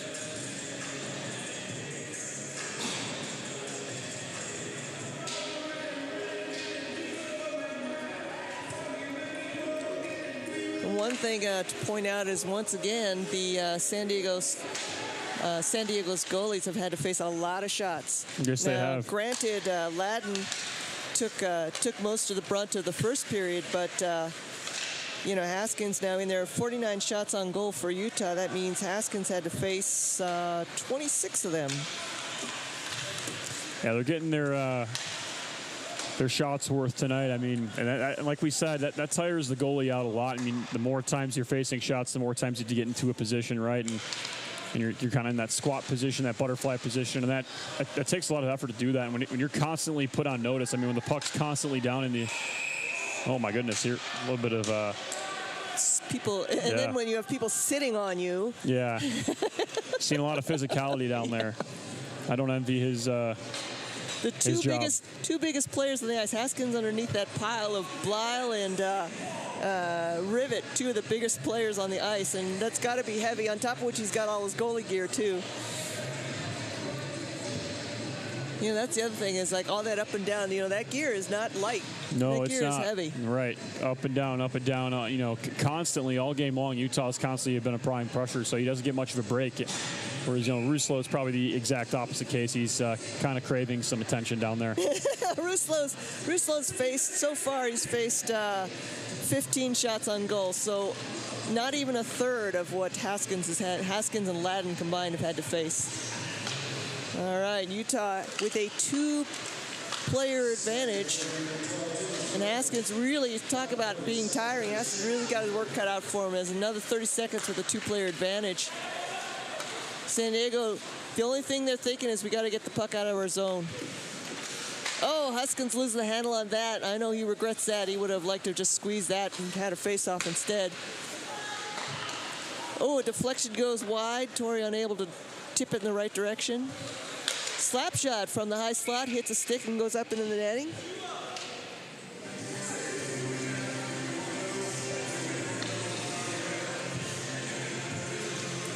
Chu is already on his feet, even though he's got 10 seconds left on his penalty. And then San Diego will have to defend 1 player short.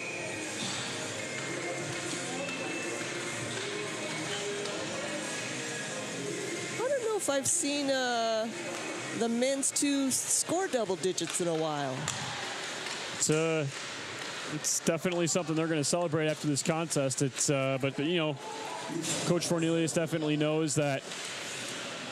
Back to the drawing board as well. There's, he will find those negative things to talk about, because that's what it's, that's part of your job as a coach, right? This is what we have to fix. It's never perfect, right? So But yeah, the double digits, it's obviously an encouraging sign. And the other thing I'm happy to see is that I think I mentioned this coming into this game. What I was concerned about is that the 2 out of the 5 leading scorers of the team were defenders, and now I'm pretty sure we've flipped that around, where our leading scorers, next time the score sheet comes out, the stats get updated, they're going to be primarily our forwards, which is what we'd like to see. Absolutely.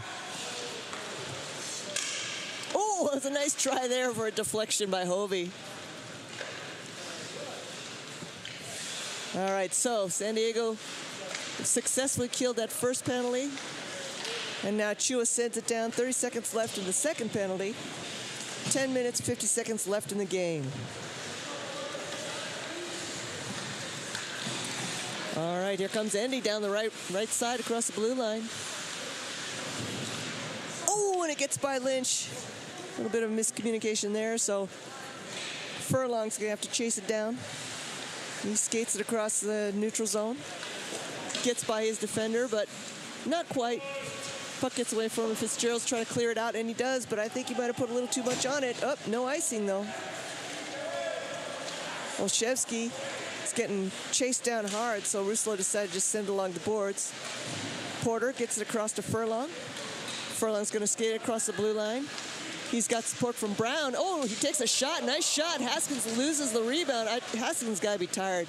He did not cough up rebounds like this last night. He's got to be just, out of gas. Poor guy. Still about half the third period left to play as well. Yeah, still got a ways to go. I'm sure he's watching the clock, groaning every time he hears a whistle. All right, here comes Utah the other way. Hill's going to have to hustle. Collects the puck. Gets around his defender. Oh, tries to send it centering, kind of gets kicked around. Haskins has to make the save, and there's a pile of people in the crease, and oh boy, here we go. Barn dance, folks. Grab your partners, swing them around. 9 minutes, 27 seconds. Utah with a commanding lead, as they say, 10-3 over San Diego. And we'll get some penalties called here. It looks like Utah will send at least one to the box. Michael Brown going to sit for 2 minutes. Slashing.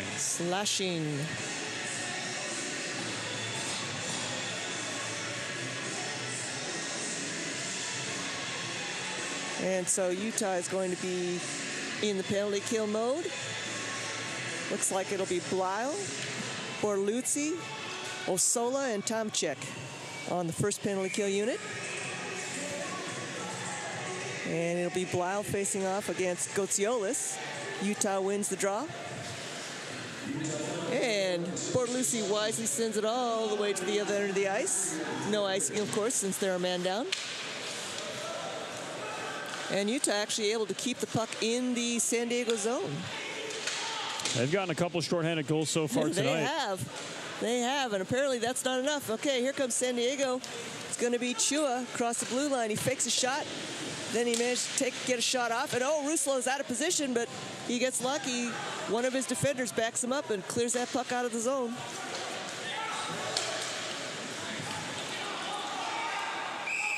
And something happened back here behind the play that I'm not aware of. But we're going to be having a face-off back in the Utah zone to Ruslo's right. 1:21 left in the San Diego advantage. Wismuller for San Diego is going to face off against, looks like, Hovey of Utah. And on the draw, Bortoluzzi scoops it up. He's getting checked hard by Gerard. Oh, nice move. Nice move, gets around those two. Nakashima comes in to help out his teammates. Puck ends up in the corner. And Utah finally clears it out all the way to the other end. It's going to be a race. Fenny thinks he's going to get there first, and he does. But, he gets spun around and slammed into the boards. That's a penalty. Yeah, and UCSD player isn't happy with the call. It'll be interference. And he's crawling to the penalty box. My goodness. Hopefully he's okay. He did hit Max kind of late after the play was after the puck was gone, and that's what interference is. Hope he's okay, actually. Oh yeah, looks jokes like he's aside, having a hard jokes time. aside, he's not looking too stable. I am assuming San Diego didn't bring a trainer here, so probably what'll happen is the Utah trainer will end up heading over there to take a look at him. I hope he's okay. Yeah. That looks like that's number 12, Peter Dukakis.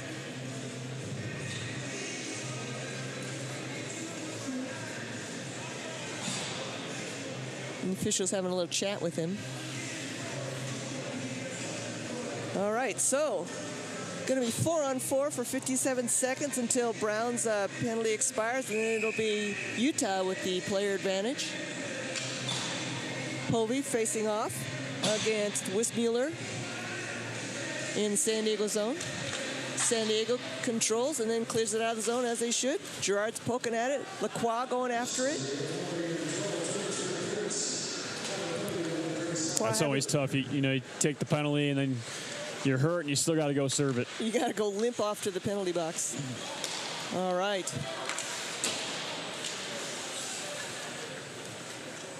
Utah controlling in their own zone. Nice little stretch pass to Hovey. He's got Fenney along in the center with him. From the circle across the slot. Goes a nice little defense by Girard, who sticks it away. Hovey sending to Fenney. Fenney trying for a shot. Bad angle shot, though. Haskins makes a save, and another save. Lacroix goes and slaps it in there. Lynch sends it back in and goes down in a heap. Oh, and it hits the crossbar and goes in. It all starts from a great recovery there from Lynch to keep that puck in the zone. Yeah. And Utah is able to sacrifice himself to keep that in. He keeps the puck in and then gets taken out. And as you said, contributes to the goal by Fenney.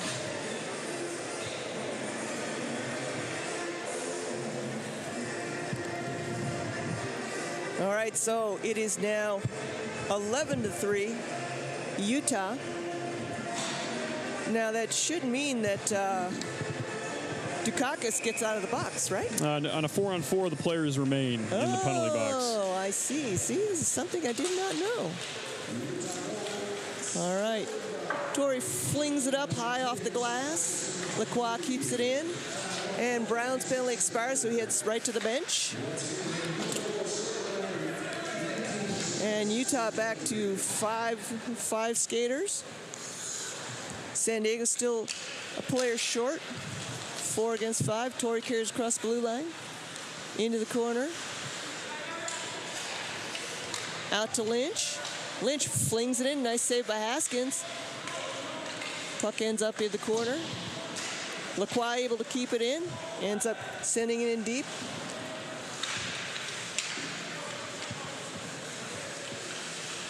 Utah on the power play now for the next couple seconds, 20 seconds here. Yep, setting up the box.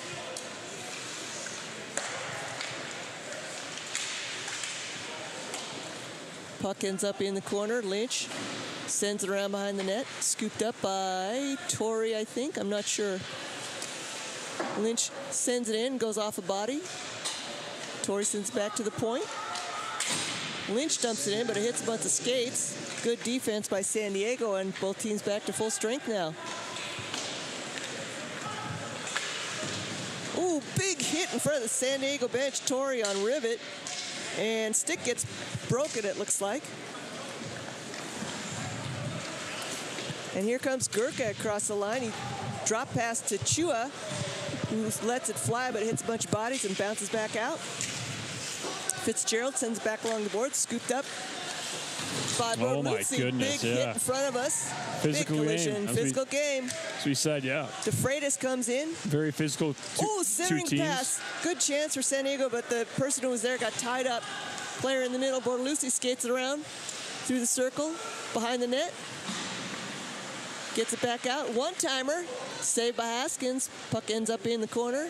Porter's having a little bit of trouble handling it. There he goes for a centering pass, but nothing but blue jerseys. And here they come the other way. Gotsiolis tries to send a pass, give a lead pass to DeFreitas, but it's out of his reach. Scooped up by Sabater. Sabater sends it up ahead to DeFreitas. DeFreitas, nice little stretch, but it's tipped into the corner, and Brown's in there. Gotziola's in there.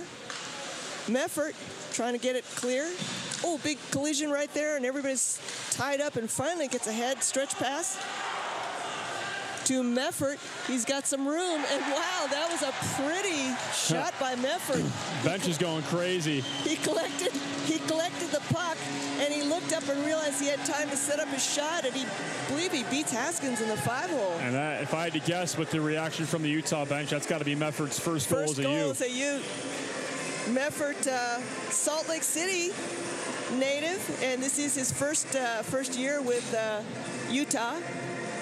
And they are really having a good time. Yeah, I mean, I was looking at the bench when the goal was scored, and they were going crazy. You could hear them. So congratulations, Liam Meffert. And that gives Utah now a 12-3 lead. Here comes Andy. He wants a hat trick. Oh, Haskins makes a save and loses the puck. Puck stays in. Olszewski basically trying to keep it in and gives it back to Andy. Andy sends it in deep, looking for a deflection. Furlong sends it in. San Diego managed to clear the puck out of the zone. Utah has to come out and regroup. We've got 4 minutes, 17 seconds left in this game. Furlong tries for a wraparound, but he gets tied up by Dukakis. Puck ends up in the corner. Olszewski keeps it in, sends it back along deep. Gubler's back there. Andy's back there. Gubler comes up with it. He goes for a little wraparound. But Haskins got that near post covered. Shevsky tries to send it in. Gubler tries a centering pass. Furlong's right there, but he just misses. A nice stick save by Haskins to break that one up. 3 minutes, 40 seconds left in this game. Utah leading 12-3. 58 shots on goal, according to the scoreboard. Holy cow. That's a lot. That's a lot. That is a lot. That is nearly 2 games worth of shots on goal. Yeah, I mean, seriously, I mean, and for some goalies, like we were saying, it'll feel that way, right? I mean, think about it, you're putting in double as much effort, and it is almost, proportional, right? The amount of shots a goalie faces versus, in a game like that, and we have a delayed penalty on Utah. Sorry, go ahead. And I was just saying, I bet Haskins will tell you that it feels like he probably played 2 games today. Yeah. All right, so Mr. Brown goes to sit for 2 minutes for slashing, which gives San Diego a player advantage for 2 minutes. 3 minutes left in the game. Let's see if San Diego can capitalize. They've actually done a pretty good job of capitalizing on their power plays. I can't remember how many out of the power plays they've scored on, but I believe 2 of those goals up there were on power plays. And on the draw, one-timer, nice shot from the point by Gerard. And Utah boy, that was dangerous. A little bit lucky enough for a hand pass there. It looked like the player from Utah grabbed that, kind of threw it out. Kind of threw it out. So that is a hand pass. So Utah gets a little bit lucky there.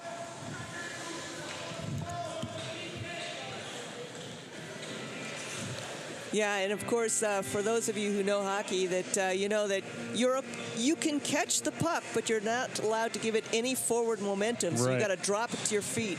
Right. And, that's all you can do, catch and drop. That's all that's in the rules. And yeah, if you advance it in any sort of way, in front of you, behind you, to any other player on your team, it is a hand pass, and it'll be blown immediately. As soon as your team touches up. Nice save by Ruslo. That was a hard wrist shot. Looks like by Fitzgerald. Got to give kudos to San Diego. They're still on their feet and they're still skating hard.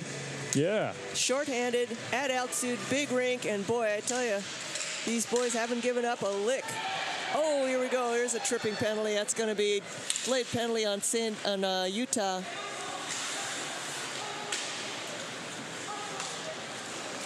And Haskins goes to the bench.